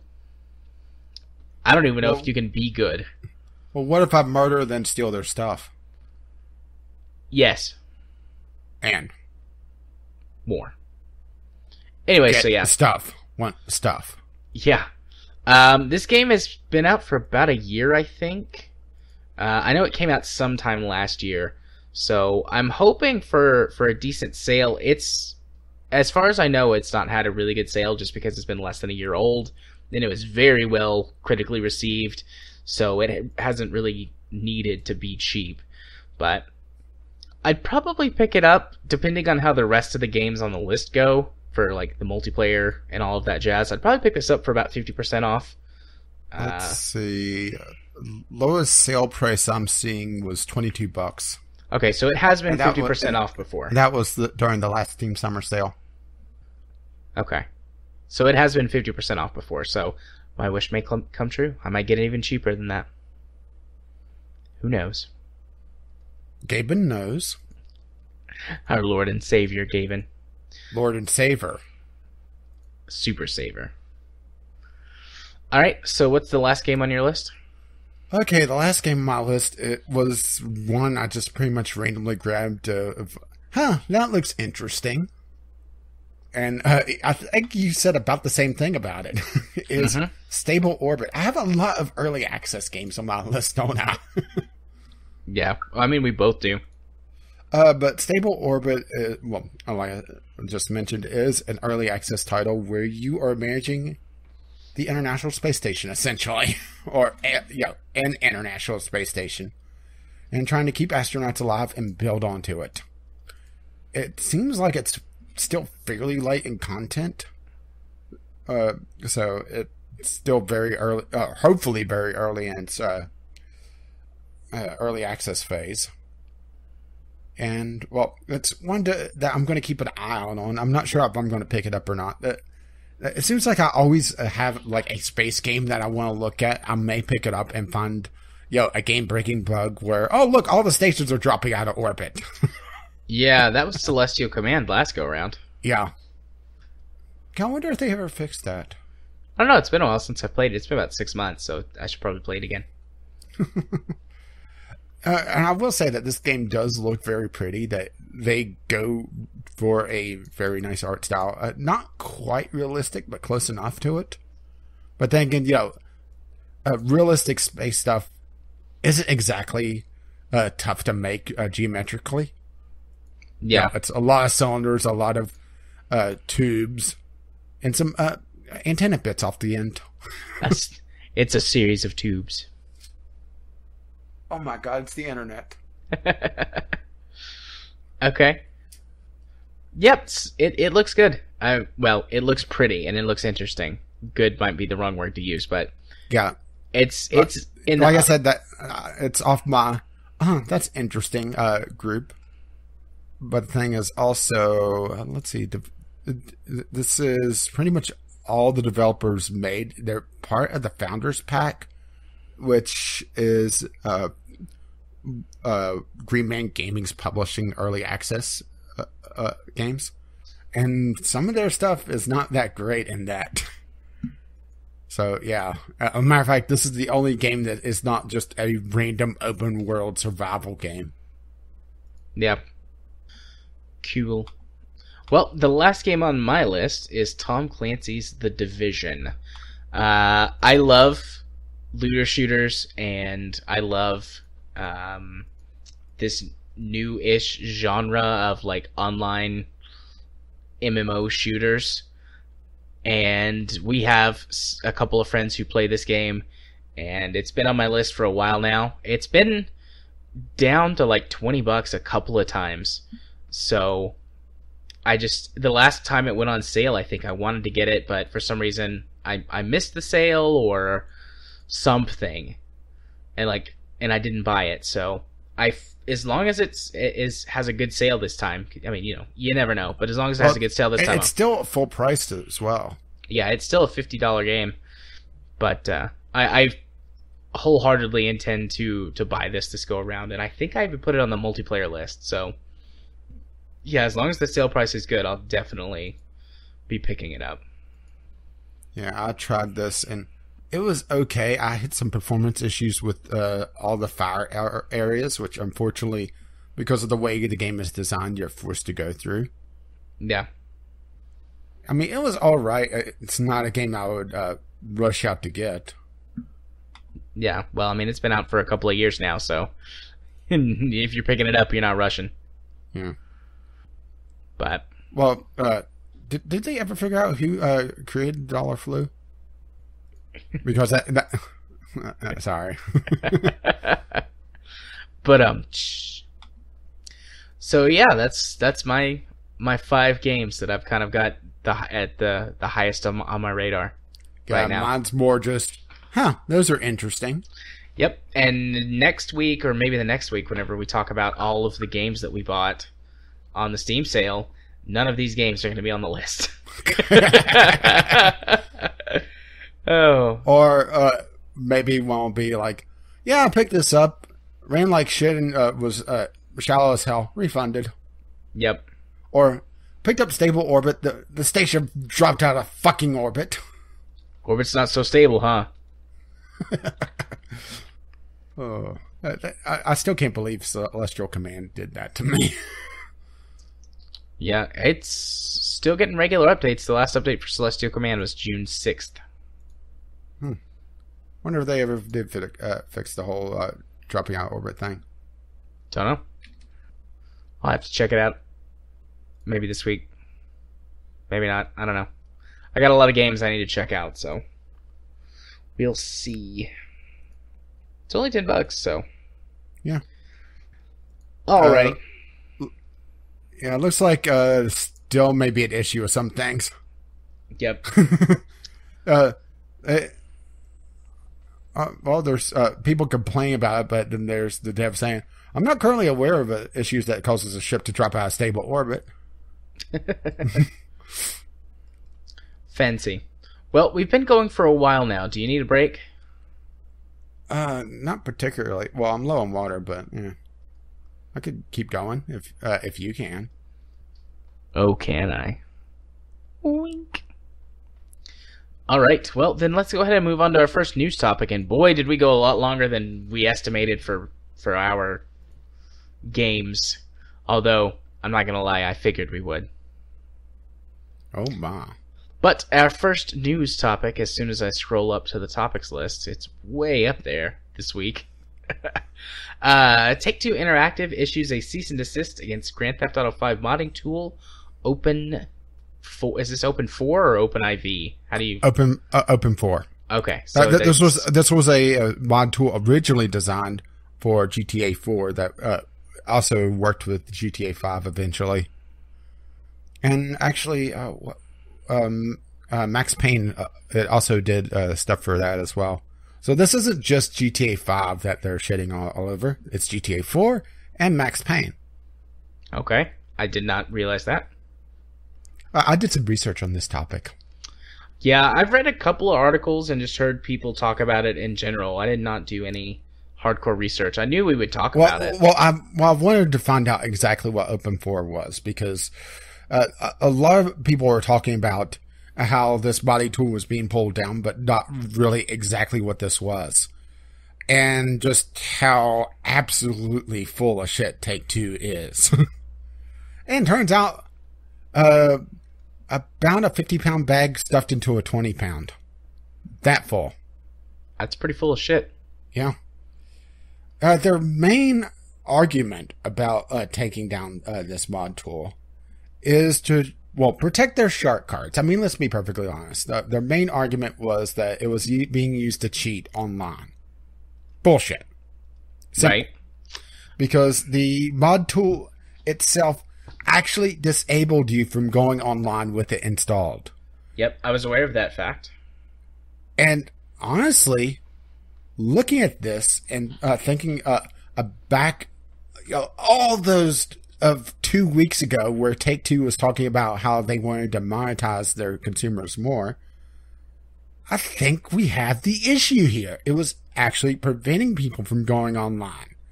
So people that were using these mod tools would have their online experience completely disabled, so they couldn't accidentally go online and get banned, but it was preventing them from going online, so there was no reason for them to buy these shitty shark cards. So, yeah, can't have that. I know, I'm going conspiracy theorist on this, but otherwise it makes absolutely no sense. So, I have to go way out there to try to make any heads or tails of this. Outside of the whole random lawyer on their team gets a wild hair up his ass and goes off the rails. But if that was the case, then Take-Two would have repealed this takedown, the cease and desist. And they didn't.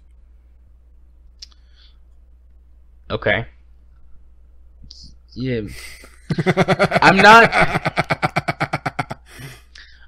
not sure where to go from here. Yeah, it's one of those weird things that, what the hell? Even Rockstar's statement saying that it's wrong that Take-Two shouldn't be doing this, but they have to back their publisher. Yeah, it's one of those weird areas where, why? Well, also and that's why I'm going into kind of the weird territory of almost conspiracy theorist, trying to find some reason for this outside of just stupidity.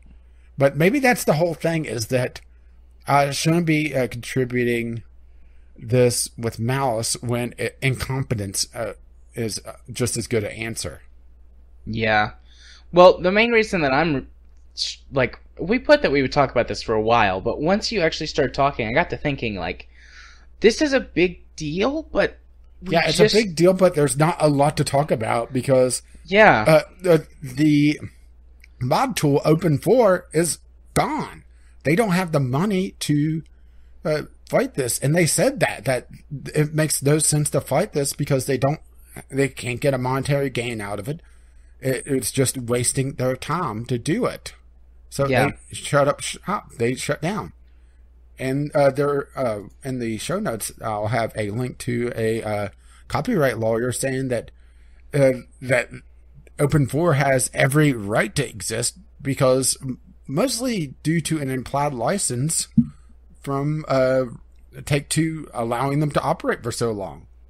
Yeah. I mean, that's the 20-second gist of a 20-minute art or 20-minute video, but that's the entire thing of it, is that this absolutely sucks for gamers, and there's really nothing that can be done about it because it's a AAA company or a AAA publisher just hammering away on a fan project. We've seen this time and time again. I mean, look at Blizzard. Pretty much any. Well, I was going to go with Nintendo. Oh yeah, no, Nintendo's the worst, and then probably Blizzard's the second worst. Yeah, I mean, literally any fan project, which I realize fan project is not the same as a mod tool used to create mods for single player games. But it's the same basic idea of these AAA companies not really understanding why people are buying their games. And, just watching... Well, it's a weird area because we're seeing the player base for GTA 5 just skyrocket, but their reviews just plummet. Yeah, I mean, well, there's a huge modding community for this game. It's Not anymore.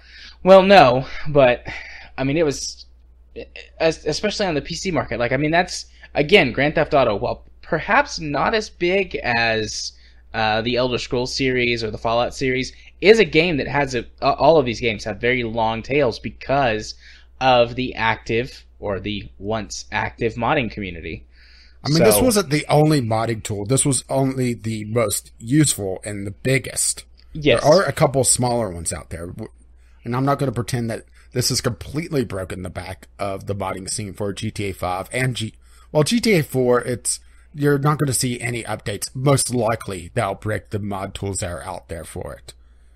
I mean, there's a chance that, because this is Rockstar we're dealing with, and they have gone back and absolutely broken San Andreas save games to put in a absolutely broken 1080p iteration. Oh, and remove some copyright songs because, record companies. So, I'm not saying that there's no chance that, some update in the future won't break the GTA 4 modding scene.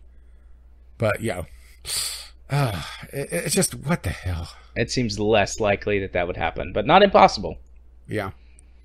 Yeah, I mean, this sucks. This is terrible. I hate when shit like this happens. It's bad enough that devs, and we'll get to this next, I think, or in the next couple. It's bad enough that devs are going back and monetizing old games with microtransactions, but it's like killing the modding scene, which is one of the hearts of PC gaming. And yes, no, this has not killed 100% the modders for GTA 5, and this is kind of I think probably even for these guys, this is kind of like, well, we're going to retreat for now and we'll figure something else out and we'll move on to our next project. Because I don't see these guys like just giving up completely. I understand why they're not going to try and fight a legal battle. They'll just get bankrupt. They won't work on this project anymore. I expect the tool makers will work on something completely different. And likely, if I was them, I would not touch another Take-Two property. Yeah, I wouldn't either. I mean, hell, I pull... The last week or two has actually seen me pulling a lot of stuff off my wish list. Indeed. And Grand Theft Auto 5 was really high on the requests for people for the multiplayer stuff. And I'm not going to say that it's not going to be on the list, I mean, or you guys even could high play on it. the list. I won't. I pulled it off my wish list. But, I mean, shit like this gives me pause. I completely purged my wish list of Fallout 4, which I realize is Bethesda. But it's the same. The last, I would say 2 weeks. Well, I made this comment before. It's on my AAA worst nightmares at once. Because we have the resurgence of pseudo paid mods, which I realize it's a DLC store being outsourced. But it's also Bethesda. So the chances of those DLCs actually working when it's Bethesda QAing it, 0. Because they can't get their first party stuff working correctly, let alone third party. We have Take-Two killing mods, and let's move right along unless you have something else to say. Well, what about Bethesda's second party? You see what I did there? Sorry, I'll see myself out now.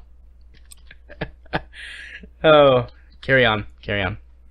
And let's move right along to Topwire, or Topware, putting microtransactions in Two Worlds 2, which that is a very clumsy title.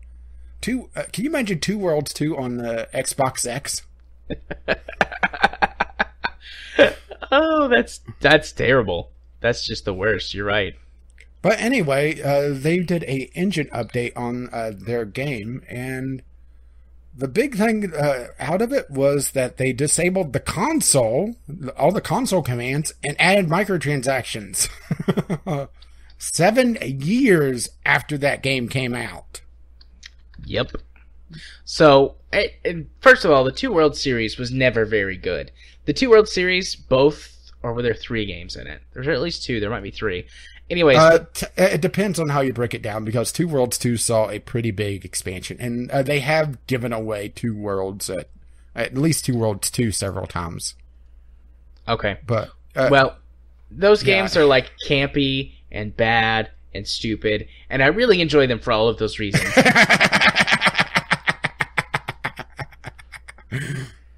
The original Two Worlds is probably one of the games that I would credit with me going, this is really bad, but I really like it. So, it kind of breaks my heart to see this happen a lot more than it... Like, most people are like, this is stupid. Like, these guys are dumb, and even the devs were like, yeah, we just did this because we thought we could get away with it. Their justification was, well, the people on Xbox seemed to enjoy it. Yeah.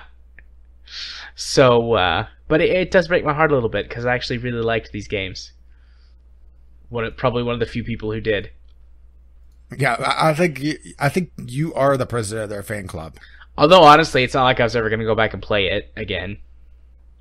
But this is a symptom of a larger problem that's been going on for a while, and I'm sure we're going to start seeing more and more of this, is that microtransactions shouldn't be in full-price retail games, and all of these devs are, to use the term, seeing money left on the table and going back to these older games that are still active and adding microtransactions. And I think we're only going to see this get worse. Or even worse is, this is even what I would usually consider even acceptable microtransactions. These are pay to cheat, and they remove the console that allowed these exact microtransactions to be done in the first place for free. Yeah. Oh, I just had a terrible thought. What? I had a terrible thought, and I'm going to share this. Of course you are. Elder Scrolls 6 DLC store, they disable the console. DLC store, they disable the console. The DLC store, and they disable the console, and they put in pay-to-cheat stuff. Oh, I see what you're saying.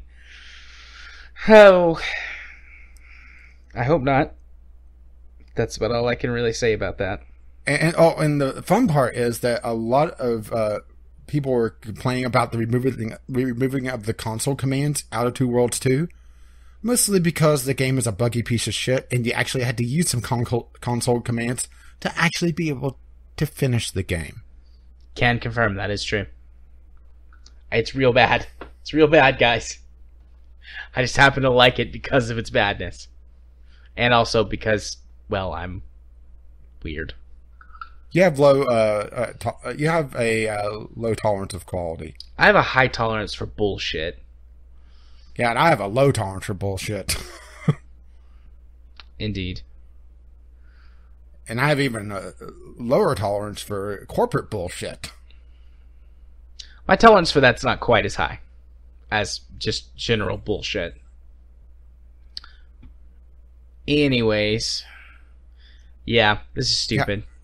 Yeah, it's one of those things that I saw this article originally circling around, and I thought, that's a weird time to release an April Fool's article. And then I clicked on it, read it, and looked at the screenshots. Thought, wow, they didn't even put any effort into this for the April Fool's article. Those screenshots suck. Those are real screenshots. It's that terrible. Yep. And wasn't there one? I wasn't able to find the screenshot of it, but to read the actual text. But essentially mocking you for buying it. Just a pure money cheat, essentially. I heard some people talking about that, but I was never able to find the text of it, and I couldn't be bothered to install this game to check it because I do have it where they gave it away at one point. Jim, I think it's actually in Jim Sterling's video he did about this, because he showed a bunch of the screenshots and was like making fun of the fact that it was making fun of you. And that's where I got like, yeah, they just figured they could get away with it, because that's one of his comments. It's like, they're just being so crass about this. Like, they don't give a shit. They figure they're going to get away with it, so why not fuck with you? Yeah, maybe this is why I didn't enjoy the Devolver Digital stuff nearly as much as I should have, because I already feel this way that they were talking about. And looking at some of this stuff, it's like, well, they're not even extreme compared to the industry anymore. Perhaps so.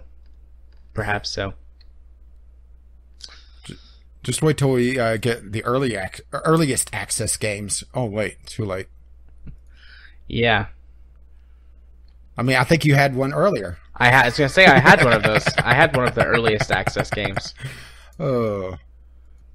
Yeah, maybe that's why we. Well, at least I couldn't enjoy it as much because I'm already seeing this. You're telling me jokes I already know the punchline to. Yeah, and they're not funny jokes. Anyways. All right. Well, let's move on to our next topic, which is kind of an article, but also kind of a general topic. Your target audience does not exist. So this is an article about how that basically gaming audiences are and are becoming more and more niche, and what demographics actually look like now that we have better tracking technology and algorithms and all of that jazz. So the gist of it is a lot of YouTubers and advertisers and all of this stuff try to hit the largest possible audience or demographic when really they should be focusing down, because the audiences that you think exist are actually truly a lot smaller and more disparate. Yeah, I found this extremely interesting, particularly some of the games that they highlighted. For example, Rocket League. That they took a look at the number of games that these different people own, or that focus on. They focused on particular games. For example, the average Rocket League player has 78 games in the library. Meanwhile, Dota 2, 12. Yeah. I mean, that just sounds so foreign, doesn't it? It does. Only having 12 games. A matter of fact, hang on. In order to be in the top 1%, you only have to have... hang on, where is the number on this? Because...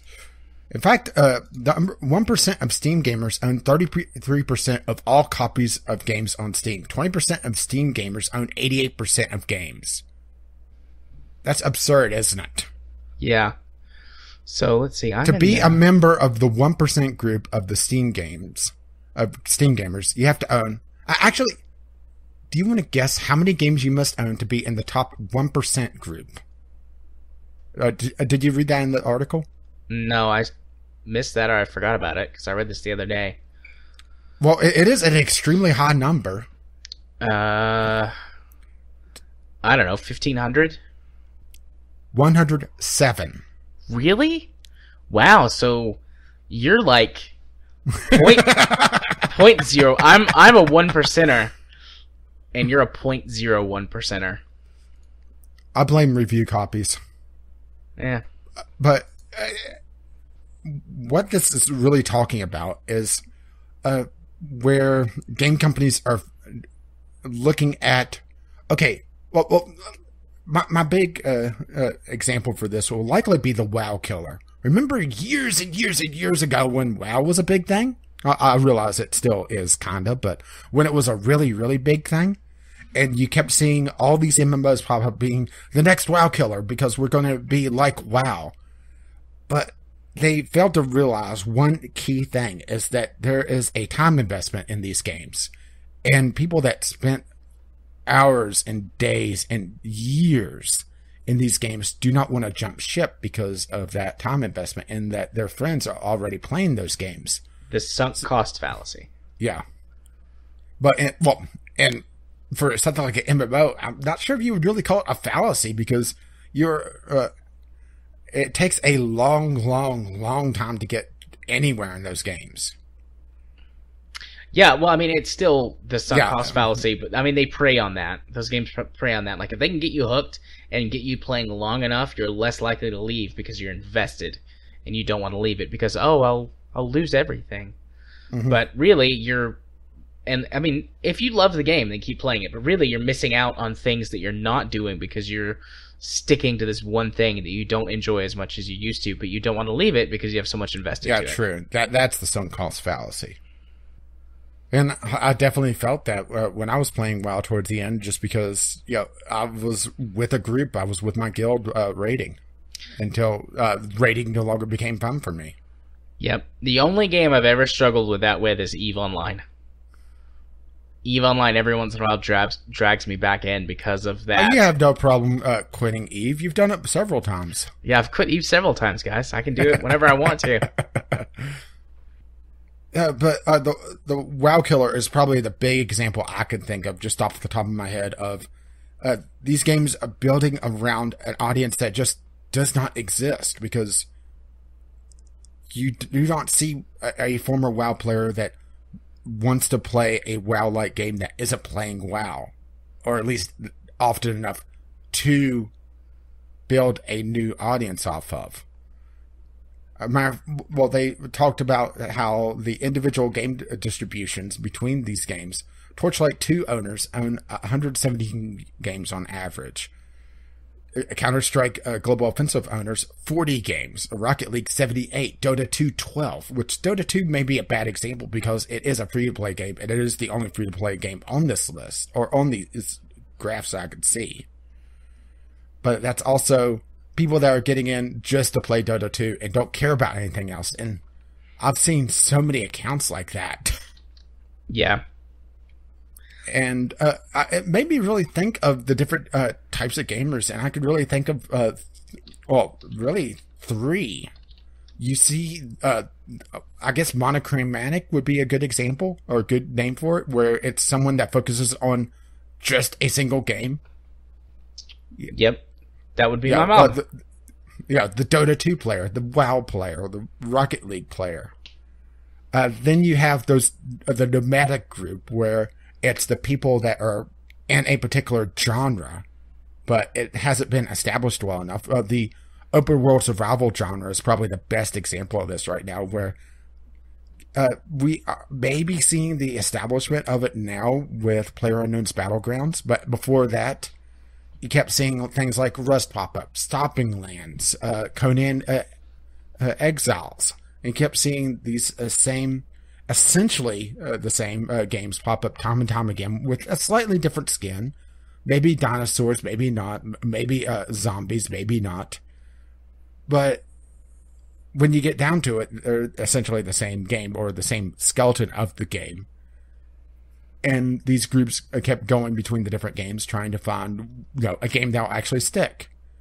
And then there's gamers like us, which I'm going to call the buffet gamer. Not because we're fat asses. Well, okay, maybe that as well. Not just because of that. But we take a little bit of everything. And we'll go between different games, but not stick to one long enough to, become experts at it. Well, unless it's E for you for some reason. Now, there's other games too, though. I mean, Factorio, Transport Fever. I'm working on that for Starpoint Gemini Warlords. But yes, I think that's... Well, maybe RimWorld for me, but the thing... Well, for me, my hours are hidden because it's on a non-Steam copy. Yeah. KSP as well. Not so much anymore, but... I mean, that is a game that I've got over 500 hours in. Yeah, but like I said, you won't stick to it, though. You'll play for it a while and then wander off and try something else. And it makes me wonder if we're going to see a big change in how games are marketed in the upcoming years.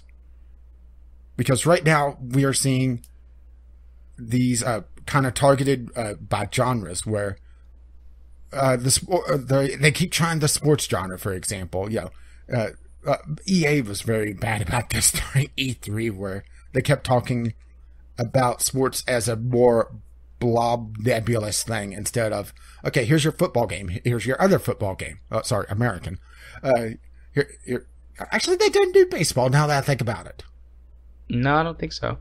I was about to say, here's your baseball game, but then I realized they didn't even talk about baseball. They talk. That's just that it kind of dawned on me, huh? But your motorsports games, that sort of thing, and they expect that to be all one crowd when it's really individual crowds. Yes. Although there is overlap between those crowds. I think if you own or play a sports game, your chances of having another sports game are higher, but it's not guaranteed. Yeah.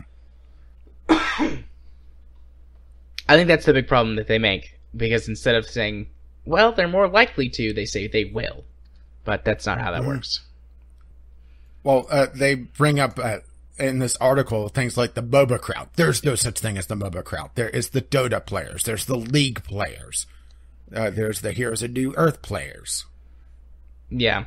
I don't know a single person who plays MOBAs that goes back and forth, like, regularly. Like, they might, you know... They'll try one, maybe try another. Yeah. But if you stick to one, you're done. Because those skills do not transfer nearly as well as you may think. Yes, it is essentially the same game, but there's nuances. The different heroes, having to learn a set of 100 heroes or champions or whatever that particular game calls them. You're not going to do that for more than one game. You may see people that play League play another MOBA style game that's a little bit softer. Play something like Clash of Clans. That's a very popular one. That's very easy to pick up, but it's also not nearly as in depth. You may see them play a mobile light game, something like Awesome Knots, but you won't see a heavy League player also playing Dota.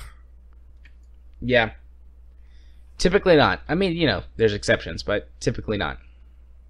And that's where this whole idea of your target audience doesn't exist come from. Where you shouldn't be talking about MOBA audiences, you should be talking about Dota audience.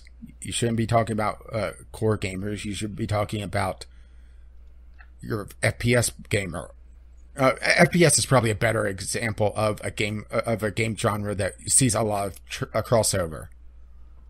Until you start getting into the competitive side of things, then things start to really buckle down.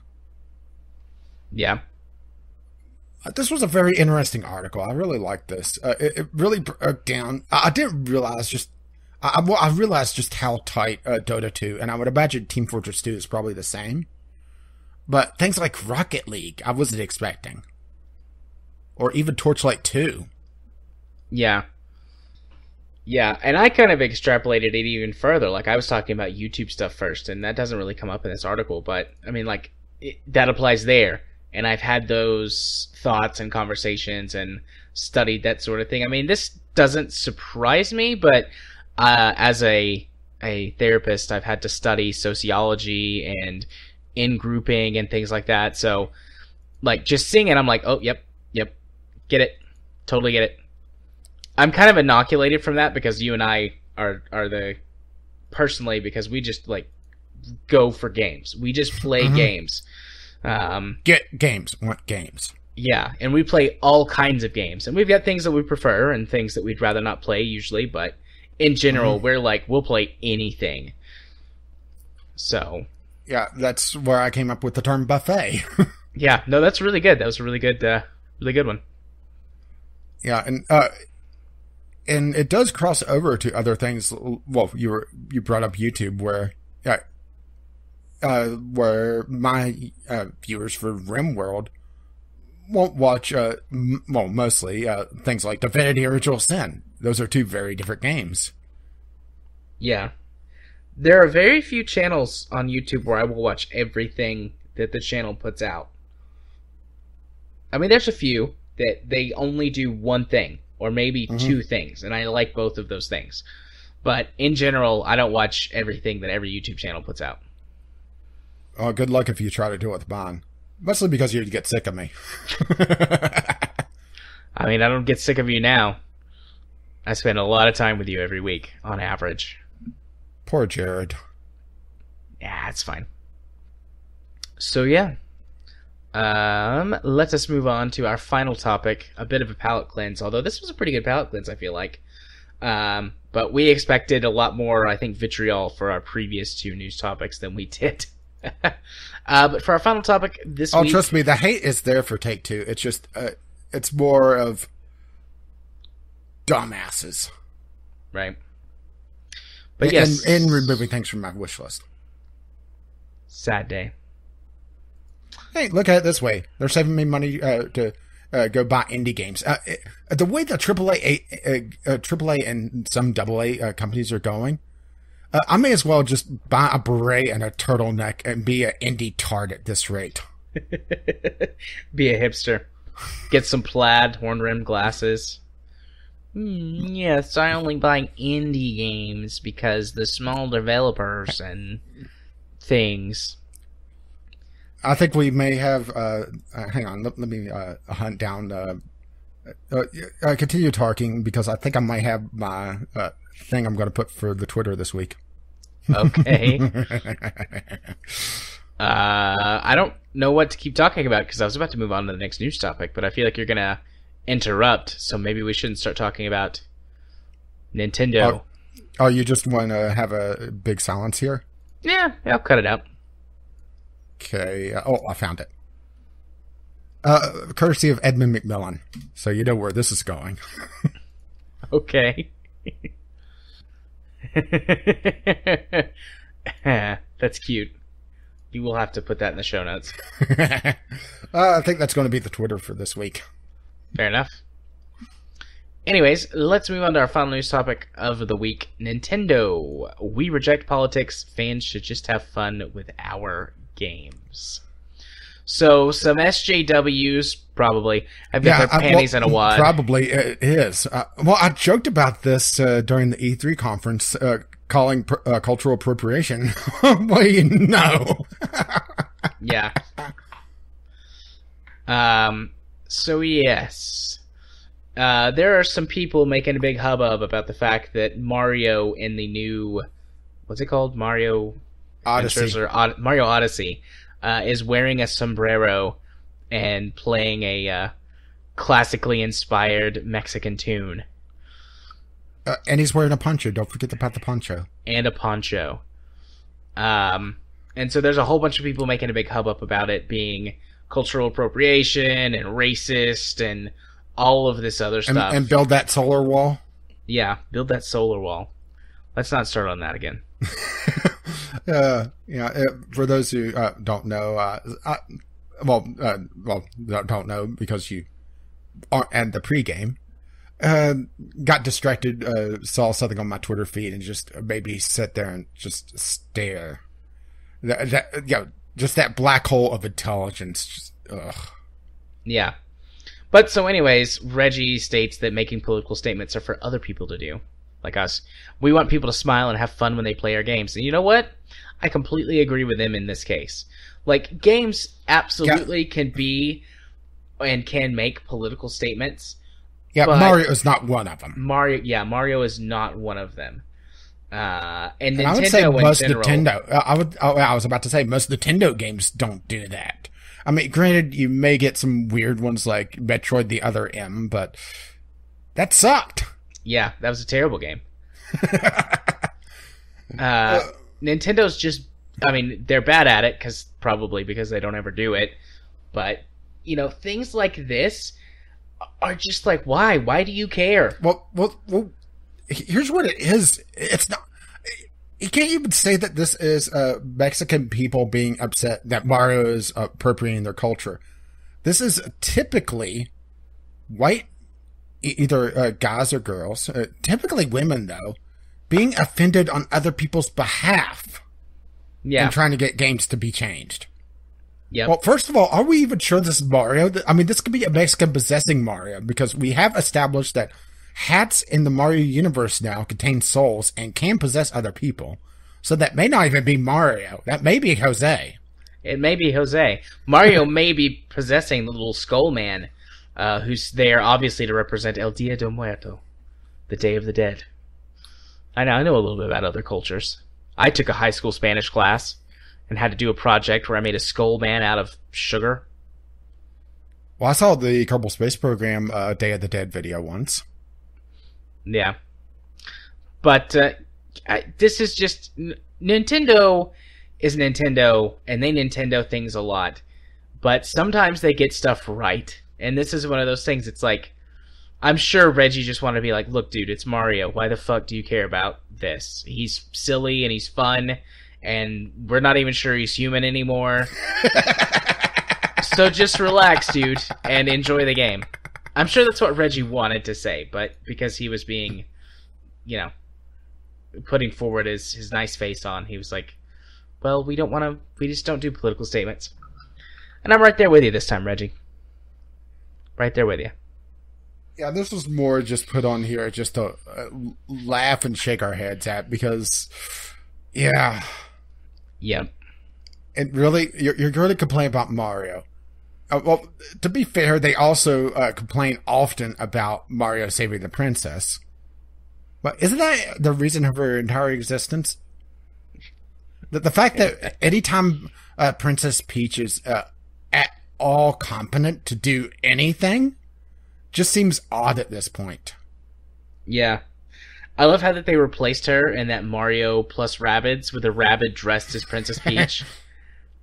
I love that. Yeah, for most of it. She does show up the real Princess Peach. Yeah. But I thought that was great. Have you seen, and I haven't been able to find this, I've only seen it on this week's Gymquisition, but have you seen the Peach Rabbid porn? Oh dear God, no. I still have not been able to find it anywhere. I've looked for it, so I might just later link you to the exact time that it pops up in this week's Gymquisition so that you can see it. Unless you don't want to look. I can't make you click links. But I'm not gonna look. I'll have to look for that. Well, you found your new fetish for at least the next 30 seconds. Until you find your next one. It's odd, let's say. But you don't say. We can move on. Do you need a break? Not really. Okay. Are we not even riding the elevator this week? We might not. I'm still doing okay myself. So let's. What? I'm just watching you click on the show notes. Oh yeah, it's like you can't find what you're trying to click on. I'm just fidgeting. You can't even spin. Go. No, I can't do that, and I don't have my spinner either. My fidget spinner. It's in my. Maybe I should get one. Not because I want one, but so everybody could shut the fuck up about it. And usually, whenever I get something, the fad is long over. I think that the fad might be finally ending. My kids are... some of the kids that I see are becoming more like, yeah, fidget spinners, whatever. It's like, fuck you kids. All right, folks. It's time to move on to our community corner. All of that's going to be cut out and either be Franken content. At least some of it's going to wind up in the outtakes. You should really listen after the end song this week. Just trust me. It's great. Yeah, just listen to Jared just cackle away. We're not going to spoil it. Just go listen. All right. I blame myself. We have one text letter this week, unless something else has just come in. We actually have a letter. That's more important. This letter comes to us from Jimmy Jam, who actually went, also known as Jim3535, who also went to E3. Yeah, I wonder how much concrete he got, because whenever you get into a large crowd like that, there's a high chance of just feeling like shit afterwards. You know, all the various germs and mutations of diseases. Yeah. Apparently he's been before. I didn't realize that. I don't know if he's ever said publicly, but I know that he works for a tech company, and I won't say anything else. I don't know if he's got any, employment stuff to keep secret, so I won't say specifically. And he did also send us pictures of E3, which I have retweeted. Ages ago when they originally came out and they were more relevant. They actually had a ball pit. Did they? Yeah. Well, alrighty then. But he has been to E3 before, but he went this year, I think, just as a general person of the public, as opposed to going with his company. So, I don't know, I guess he's got both perspectives. But anyways, I'll start and just read through, and we can stop wherever you want. This year's E3 was lacking in really exciting news or demos, despite the new Xbone X and new games. There wasn't really anything epic there. Actually, being at the show was a totally different experience than watching online coverage. Online, you get to see all of the keynotes and get way more news. You can't see any keynotes unless you're press, and those are held off-site However, you get to see some of the presentation in booths. This is usually either a video, live gameplay, or a combination of both. Booths often have game station setups where you can play the game before they are released. You read a couple of lines, please. I need to take a drink of water. Okay. The major booths usually have really long lines to see the demos or play the games. It's often 1 to 3 hours just to get the more popular ones. At many booths, the press also gets to cut in line. They have a fast pass, which is true. And matter of fact, there was, I think Jim talked about going to try to look at VR, and they were allowing the press to cut in line so much that it just took all day to get through. Yeah, I think you talked about that on Friday. Yeah. Last Friday or Friday before last, something like that. Yeah, let's see. You used to be able to get swag at the end of the presentation or demo, usually a promotional trinkets or junk, or with the occasional t-shirt. This year, there's been hardly any swag, possibly due to the public being allowed in. Yeah, that's probably it. The filthy masses. Yeah. Because, I mean, these companies aren't going to spend... I mean, they spend a shit ton of money on this, but they're not going to spend an infinite amount of money because everybody's going to come up and say, oh, I want your shirt or the pen or whatever it is that you have, and then they'll get pissed if they don't have it. So it's just easier not to have swag. Don't forget the bobbleheads. Yeah. Or the Funko Pops or whatever it is nowadays. Yeah, I've never been to like E3 or any sort of games convention, but for various jobs I've had in the past, I've been to other conventions, and even as a therapist, I've been to a couple. And you can get some pretty decent swag at these sort of industry-only events, but... Must be hell to take back all the sample couches from the therapist one. Man, I wish I got sample couches. No, the last therapy convention that I went to, I got a lot of pens. So, like, I haven't bought pens or pencils in years. I've got so many from these conventions I've been to. A couple of backpacks, actually. Some nice backpacks. I got socks once. I really like socks. I'm a big socks person. I have lots of like novelty socks, so I was excited to get socks. At the last psychology convention I went to, there was one booth that was just giving people food. That was nice. That booth was always full. And that was your favorite. I stopped by there several times.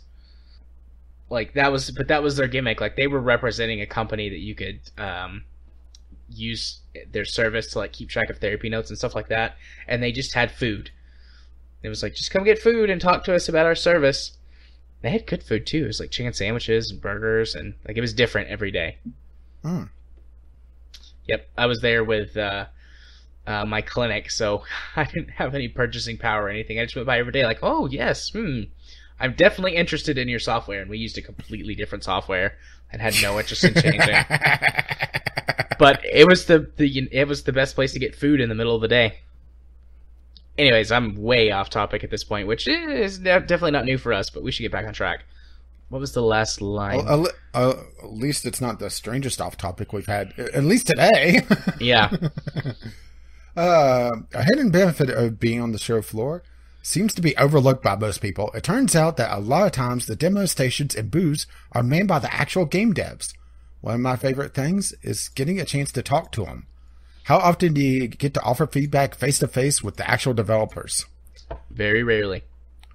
Yeah, particularly I would imagine the indie devs are the ones that, you won't see just, like, oh, here's random graphic artist. No, instead it'll be, okay, I'm the graphic artist, I do the programming, and I did some of the music.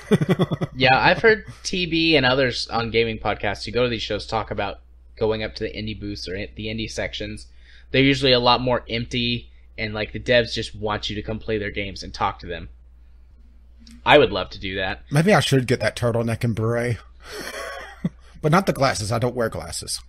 I should go. There's actually a couple of decent-sized gaming conventions in both Nashville, in all three, Nashville, Knoxville, and Chattanooga. Nashville's like a 3-hour drive, but Knoxville and Chattanooga are both about an hour away from me. I should go to some. Well, if you do that, be sure to print business cards for the VGL podcast. I will. A matter of fact, that may be something that we need to do with the Patreon money that we have. Business cards is send Jared to a convention. Yeah. I'm now doing a Google search. Carry on. Okay. Oh, you want me to just read instead? We've already been carrying on. Hey. There are a lot of smaller booths that have some interesting stuff that most people overlook. This year, the immersive tech area had a bunch of small booths with various VR and other demos. Oh, here we go. One had a grid of ultrasonic speakers that could create haptic feedback a foot or so above it. Well, that sounds really interesting. You could pass your hand through it and feel the shape of virtual objects. The tent with free beer across the street is always a great place to visit. Not many people seem to notice, since it's a low-key area and in a parking lot. With the general public being let in, it's definitely noticeable. Not a lot of swag, but the parking was really bad and it was swamped with people. The line for Fallout VR was 4 to 5 hours when I checked, and the show was closing in 5 hours at that time. There was also a demographic change with a lot of sweaty gamers with yellow badges, general public. Hey, wait a minute, I'm a sweaty gamer. Granted, I don't have a yellow badge, but still. And that's the end of the letter. Yeah, it does sound like E3 has seen a change. Even the online coverage was a lot more subdued. But we talked about that last week, where a lot of the game focus was on games that actually had a chance to come out. Because in the past years, there's been several games that even had a large presentation that was completely canceled or delayed years and years and years. Yeah. I could only think of a handful of games that was teased majorly that are years out, like Beyond Good and Evil 2 is a good example, Skull and Bones from Ubisoft. EA, I don't think they really teased anything that was several years out. Microsoft, only thing I could think of offhand would be maybe Sea of Thieves. Did that get a release date this year? I thought it got a 2018 release date, but maybe it was like just like 2018. Yeah, 2018. So yeah, that probably counts because if they're saying 2018, I would say late to, or mid to late 2018. But just a few games. So it's definitely they're focusing more on the now instead of the distant future, and maybe that's part of the reason is that they're trying to have more playable stuff for the general audience. Yeah. I should stop looking up con stuff. I'll do that later too. Better than what you were looking at before. The next con Nuga is in February of next year. I should probably check for cons in my area, but I have a feeling they're going to be small or non-existent. And I think it's going to be the latter, not the former. Okay, so tweets for the last couple of weeks. Not a lot of activity on the Twitter. Mostly because it's been focused on our personal Twitters, I think. Yeah. Jim, I mentioned it before, had a lot of E3 pictures, which I retweeted. Chemist, I've been summoned, I think. Didn't quite catch that. A rewind is wonky on very long episodes. No, Chemist, you've been sent. Groove will be around with the crate. Just ignore the smell. And Kyle, opinions on playing some Planetary Annihilation Titans for Friday night streams? Planetary Annihilations is another game that, or Uber is kind of on my shit list as well for how they've treated Monday Night Combat. And how they treated Planetary Annihilation. Yeah, I responded to him that we'll play it Friday. If there are enough people that have it. Well, I only have the first one, and I have no interest in getting the second one. And yeah. I've never even touched the first one outside of just owling out cards that may be there. And that is it for the tweets. Question of the week. We had 2 and only one with answers. What are your thoughts on Take-Two saying it's monetizing users? I don't think we've covered this. I for some reason this feels familiar though, so maybe we did and I missed a question of the week. But just to play it safe. Jim, This is almost all companies operate. Usually they try to spin it around to sound appealing or businesslike. The issue here is that they're using techniques borrowed from free-to-play games and casinos to exploit their user base and maximize profits in an unethical way. And Kyle, fucking bullshit, yo. Very eloquent. Extremely. Let's see. The other question of the week was, what game announced at this year's E3 are you most looking forward to playing? And crickets. I guess the hype is dead. Thank God we killed the hype. Maybe now we can get back to intelligent game design.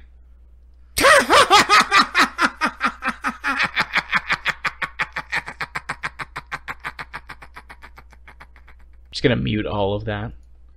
That would be mean. I wouldn't do that.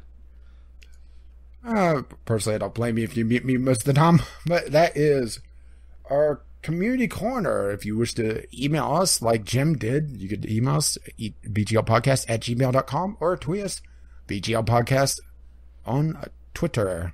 And the question of the week does appear there Fridays, usually sometime in the evening. It's just a little bit random, just to throw Jared off and annoy him ever so slightly. Every once in a while. Indeed. So, let us move on to our Steam discovery queues. Rage, do you want to say it or do you want me to say it? Cue the music. That works. Alrighty, let's see what we get this week. Yeah, this is going to be an interesting week because it's the last week before the big summer sale. And I get an anime fighting game immediately. Not too shabby, I don't think. Valkyrie Drive. I think I've seen that game before. It's not on your wish list. Maybe I haven't seen it before. There's quite a few anime fighting games. Yeah, that's also becoming an emerging genre. Is just anime fighting game, cute girls in very short or non-existent skirts. The best kind of skirts. Non-existent ones. But yeah, Valkyrie Drive. I played a few of these type of games, mostly due to review copies. And if you're looking for a hack and slash game, they're usually not terrible. It's just, if you're averse to anime titties, well, you're not going to enjoy this. Well, this is... It does look like that I am getting a censorship watch from one of my curators saying that to make it a little bit more palatable for the Western audiences, they removed all the ages from all the character profiles so that you're not sure what age the characters are anymore. Because that makes it all the better. Yeah. Okay, so this is... I don't like the look of this game, but because of... Oh, and I didn't say. It gave me that for really no good reason. Right. Okay, so this is Serious Sam's Bogus Detour. Oh, yeah, that was showed in the Developer Digital, and I wasn't sure if that was a real game or not. The Developer Digital. Yep, it's a real game. It says it's excluded from Steam's family sharing service. That's a big thing right there at the top. It says the game's relevant to me because I've played games tagged as indie and action. But yeah, I don't know. Just the fact that it's a Devolver game right after that. At first, sometimes they can be very amusing. It's just that wasn't one of their times. At first, I was like, "There's a new." I guess this is a Serious Sam game, right? This was supposedly one of the projects that Serious Sam ages and ages ago was having a big indie thing where they licensed out the Serious Sam license to 3 indie developers, and this was the third game that was supposed to be part of that never appeared until now. I see. Well, I just got Valkyria Drive on my list, so I guess I'd never seen it before. I was just thinking of another. My second game is also an interesting one. Cold Waters. After you see all the anime boobies, you're going to need a cold shower. So, Cold Waters, the spiritual successor to Microprose's classic Red Storm Rising. I think Cold Waters is on my wish list. Yes, it is. Yeah, it is already. A real-time naval combat with over 40 classes of ships and submarines, all meticulously researched. I mean, I don't think that there really needs to be a lot said about this. I mean, it's a ship combat simulation. And I used to enjoy the game Silent Steel. And yes, I realize that this isn't just submarines, but it looks interesting. So I'll put it on the wish list. You know, if we had started doing this several months ago, when I wasn't quite as big into visual novels as I was, there would be a lot of visual novels on this list, but they've just become so run-of-the-mill to me. Because I just bypassed two that didn't look interesting in any way. But the problem is that visual novels has kind of become a dumping ground. I mean, there are good visual novels out there, but at the same time, they're just being buried under really lackluster stuff. Yeah. And it's a shame because I do like the visual novel genre. It's becoming harder and harder to find the good stuff. Yeah. Okay. I just got Total Warhammer 2. Oh, sorry. Total War Warhammer 2. Still not named Total Warhammer. It's just a complete waste. I mean, I haven't played the first one yet, so I'm not going to put it on the list, but... What is this? Oh, this looks so bad. It's called Badass, but the picture of it makes... That sounds familiar. I think I have a review copy of that. Or I've signed up for it. It's girls in bikinis, whatever this is. It's a JRPG about girls in bikinis. Anyways, the cover picture looks like it says boob ass because of the way that the girl is framed in the cover. This doesn't look good, but it made me chuckle. It's an RPG Maker visual novel, essentially. Yeah. Doesn't look good. How does that count as being clothed? Because I'm done with my queue, so I went to look at this again.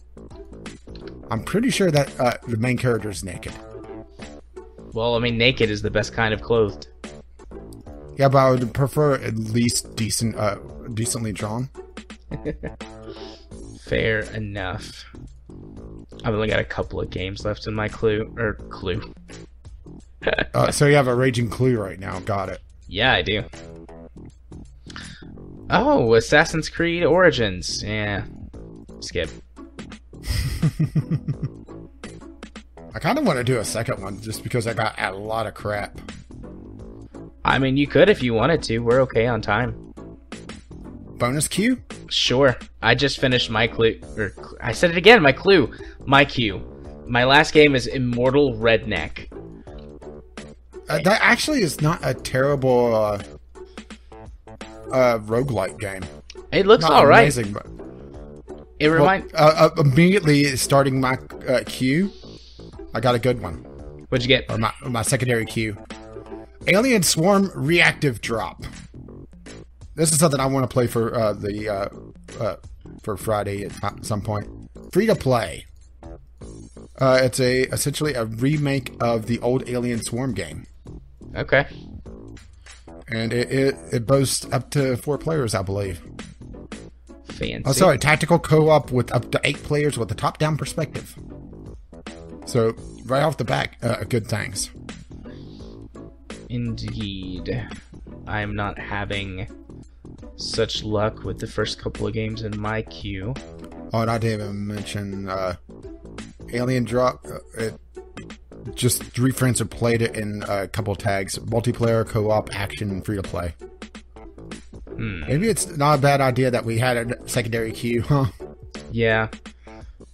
This looks odd.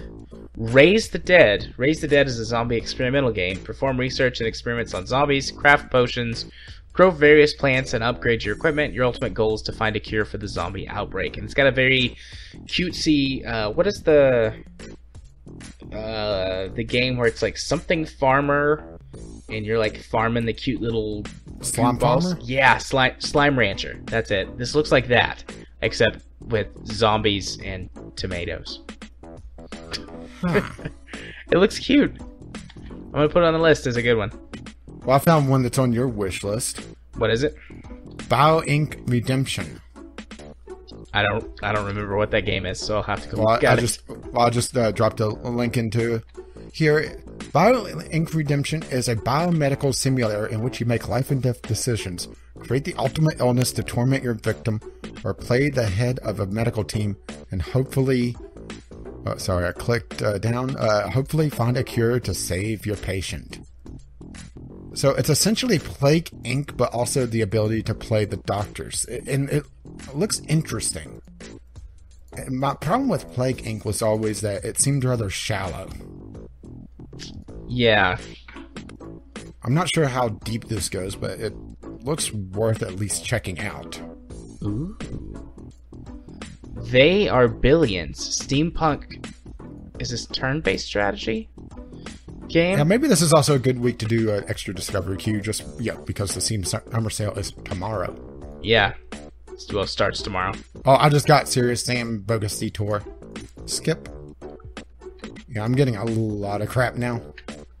Yeah, I had a lot of crap in my first queue, but whoops, I had to mark that add to wish list. Not interested. This queue has been better. Well, so far. Oh, I was about to click off of this, but the Tesla Effect, a Tex Murphy adventure, or Tex Murphy adventure. Yeah, that's an older game at this point, I think. Unless they made a new one. No, this is an older one. Okay. But this is essentially a homage to the old full motion video games from the late 90s, early 2000s.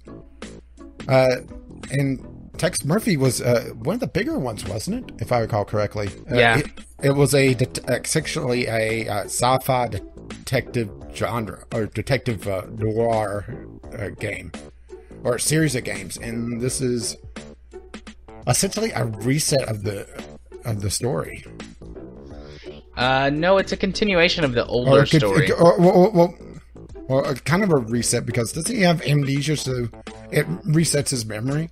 Yeah, he does have amnesia, and part of what you're doing is trying to figure out what happened, and it pulls in a lot of stuff from the older games too. I've played it. It's a decent game. It doesn't look the greatest. The full motion video stuff is great. That's really well done. The rest of the game, not so much in terms of looks. And it's also a bit cheesy, because they were going for the older style. Full motion video games were always a little bit on the cheesy side. Yeah. That's the end of my queue. Yeah, I'm also finished with my queue. So I added a couple things and found something for Fridays at some point. Indeed. I mean, I had 5, and only one of them was bad, so. And I've got 5, and I don't think. Well, one of them could be bad, depending on just how the fighting portion of the game is. Right. But there we go, the Discovery queue. And scroll up so I could get to, well, what are we doing this week? That would be the portion of the podcast where you go first. That is correct. Like I said, I posted a tweet about this, and I think I mentioned it when we on last week's podcast, but I took a little bit of a break because of E3 and sort of fatigue and burnout and all that jazz. Laziness. Indeed. So this week, there's not a lot. I'm having to catch back up on my recording, so other than the standard Divinity, there's nothing new or fancy coming out. My Naval Ops Commander Let's Play series has been retweeted, like the first couple of episodes that have released got retweeted several times by Chinese or Japanese people on Twitter. And both of those videos were like in the double digits after only being out for like a week. So maybe I've got an audience of Japanese people who want to see this game Let's Play through. I don't know, but it makes me happy. What the fuck? It makes me happy. So that game is definitely going to continue to be played. I've actually recorded the next 3, or did I do 4 episodes? But I haven't actually rendered them out and edited them and all that jazz. So they're not ready to go up. They should be up and ready to go for when I'm on vacation in 2 weeks. But that's pretty much all that's coming on my YouTube channel right now. Just continuing that. I'm still working on a couple of reviews, and I'm hoping to get some new good content from games that I purchase on the Steam sale. I am going to start doing something new with these games that I get from Keymailer. Basically, not exactly a first impressions, but like I play these games, and whether they're good or bad, it's like, well, so far most of them have been bad. I'm like, well, I don't really want to go back to play this, but I'd like to be able to put another video on my channel that has that tag so that I can get, like, I don't know, points or ranks or however they calculate that on Keymailer, so that I could hopefully get more keys in the future. So I think I'm just gonna start recording my gameplay and then just put the video up as like a gameplay video or something like that. So at least you can go check out all of the games and understand why I'm like, yeah, this is garbage or this is good or whatever. I still haven't found one good enough that makes me want to do videos on it, but who knows? I'm sure it's out there somewhere, and it'll find its way to me. Honestly, eventually. sometimes they are really surprising. Just, what ones are good and which ones aren't. Yeah. I mean, I honestly started up Art of Gravity just as a kind of a lark. Okay, Forts didn't pan out. I want to at least try something. Here, let me try this.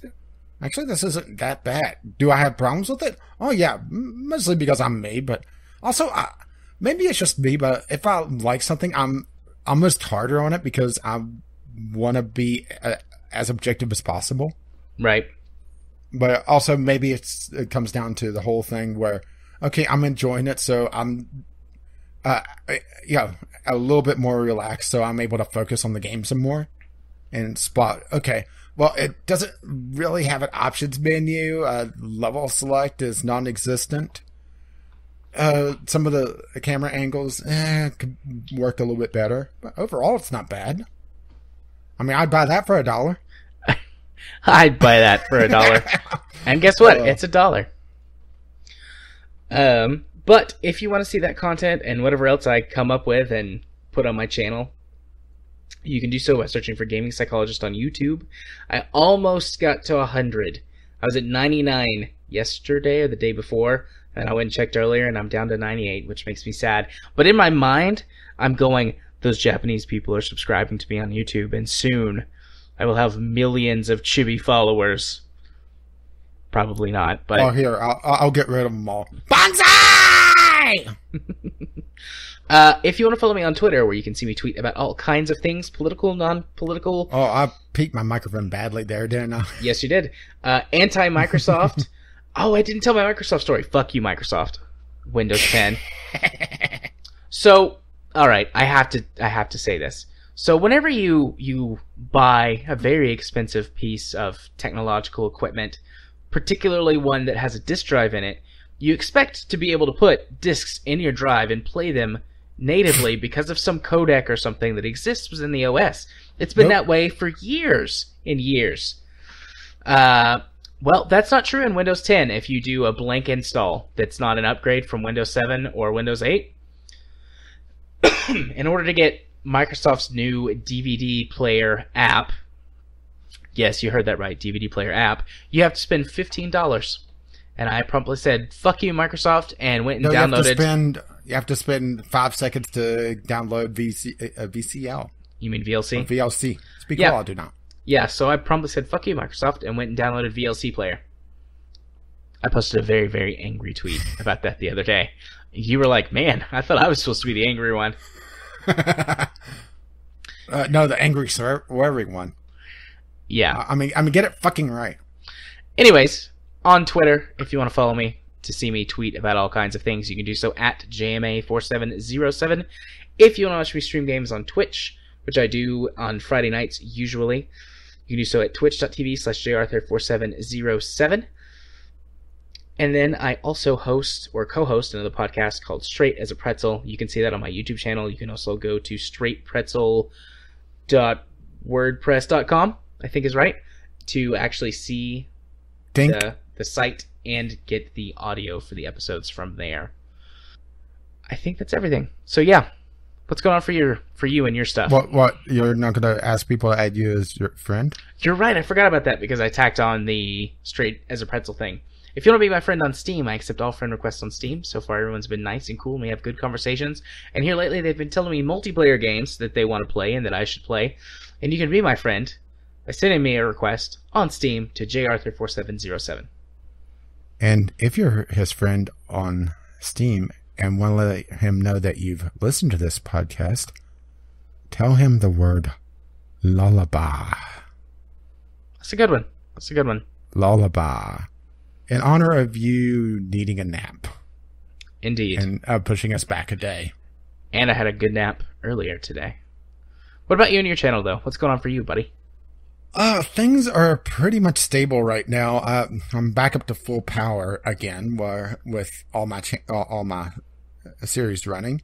Quantum Conundrum is still in the early stages. I have a lot more recorded of it, though, mostly because I'm trying to get through it, and I want to have time to figure out what I want to do next. I have a couple ideas, and I've shared one with you, which I thought was actually kind of interesting. Indeed. But that was more of just a tech demo of what I'm planning, or at least going to attempt. I need to figure that out. I'll figure out my next game probably in the next week or two. RimWorld, it just won't die. I mean, I'm serious. I'm trying to end the series, and it's going to go on for a long time, mostly because of two miscalculations. One, I expected to have a lot more components going into the end game. I had enough to sustain myself, but I kept essentially leaking them to fix things like. I had a couple colonists have their jaws broken, so I had to go fix that, which required components to make jaws. Groove has a slight heart problem where he just kind of clutches his chest and flops to the ground with a heart attack every so often. Nothing major. So we're going to perform a little heart surgery on Groove probably in the next couple episodes. That I'm going to record, not in the next few episodes being released, because I'm a little bit ahead of the curve. Maybe it's just Groove whining so much that his heart isn't in it anymore. I even gave him his own crate. Well, actually stole a crate and he's been carrying it around for ages, which I thought was hilarious. Let's see. I have Groove carrying around a crate. I have two people with cirrhosis of the liver now from drinking. And let's see, Hidden Relic's lost both his thumbs. That's not good. And sadly, he's still my 5th or 6th best shot. And Hidden Relic also kind of lost a leg at one point, so I replaced it with a robotic leg, which also cost me components. But the other miscalculation is that components take a lot longer than I thought they did to be made, which kind of led to my first miscalculation, but also it's taken me a lot longer to get. I got the initial stuff done, but I think I also didn't count on having at this point over 15 people to try to save. This is also known as a fucking big colony, because usually colonies in RimWorld are in the 10 to 12 range. I'm over 15. Yep, so, real big. Yeah, 15 people. Yeah, and I'm trying to save them all. I mean, if it comes down to it, I guess I could leave Groove behind. I mean, if Groove keeps having heart attacks, I mean, he's up to 4 or 5 now. Maybe I should just put him in a cryo casket and be done with it. It's fine, have your heart attack and deep freeze. As a matter of fact, it's probably spoiling a little bit, but what the hell? I'm at the point where I'm constantly freezing and unfreezing Kyle, and I won't say why. But let's just put it this way: the last recording session I had, shit went down. Oh, it was probably the most fun I've had with this colony since episode 20-ish, when things got really stable. Oh, yeah, that was interesting. And you'll find out in sometime what happened. Yeah, sorry about that, about all the death, by the way. Or am I? Or was there any death? See? Whether or not there was, Suspense. you're probably not sorry. Anyway, Divinity Original Sin still ongoing. Hopefully we'll be able to get another recording session in and build up enough episodes for your vacation. That's the idea. Or I just show up at your vacation spot with my computer's like, hey, guess what we're going to do? I think you would kill me. Or no, Katie would kill me. There's no way my laptop could record Divinity. It can barely play Divinity. No, just take my computer and record local. Because it does have local co-op. True. Anyway, Sunday Sampler is still ongoing. I'm planning on something a little bit different for this week just because of the Steam Summer Sale. And, of course, this podcast appears there Fridays at noon. And you can catch all that stuff, all that absolute mess, death, destruction. And then there's RimWorld over at Gaming with Caffeine Rage, or you can see me tweet every so often over at Gaming with CR. And while we're talking about websites, you can also find us over at Podbean. Speak law, I do not. VGLpodcast.podbean.com with our RSS feed, or you can find us on iTunes or Google Play. You can help pay for this madness over on patreon.com/VGLpodcast, or if you just want to tell us something and contribute to the absolute madness, you could contact us once again, VGLpodcast@gmail.com with your letters, voicemails, gaming-related topics, games that you want us to play, or just tweet us, VGL Podcast, on Twitter. Our intro and outro music is On the Ground, and our Discovery Cube music is Doobly Doo by Kevin McLeod. You can find his work at incompetech.com. And as always, as his lovely music starts to roll across my voice, bye-bye now. Oh, we are going to get so many games. Oh, yeah. We're going to load up the plates and just get all the games, and we're just going to be fat asses with all the games and be the 1%ers. Remember to stick around after the end of the song. Bye-bye.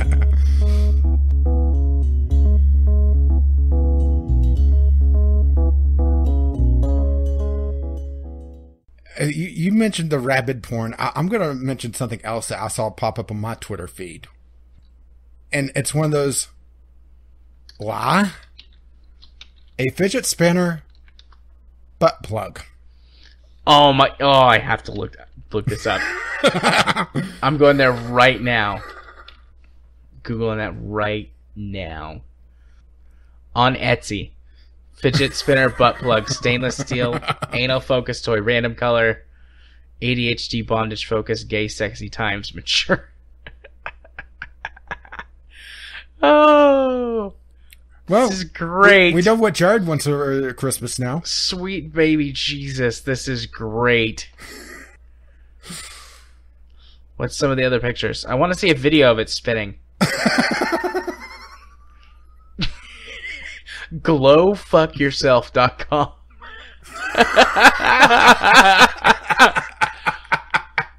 Oh, the home of the internet's favorite butt plugs. Glow Fuck Yourself. In Portland, Oregon. This is amazing. Oh, that's a butt plug bong. How does that even... Well, I mean, I know how that works, but, like... how could you pull that off? Oh, there's baby on board butt plugs. All right. I'm not into the eyeball. I'm pretty sure that's the wrong hole. I'm not into the weird head. Was that alien head? Well, we've lost Jared now. So, excuse me. A Donald Trump Covfefe butt plug. I'm actually okay with that. I'm actually okay with that. I'm not okay with whatever this is. Jesus, that's scary looking.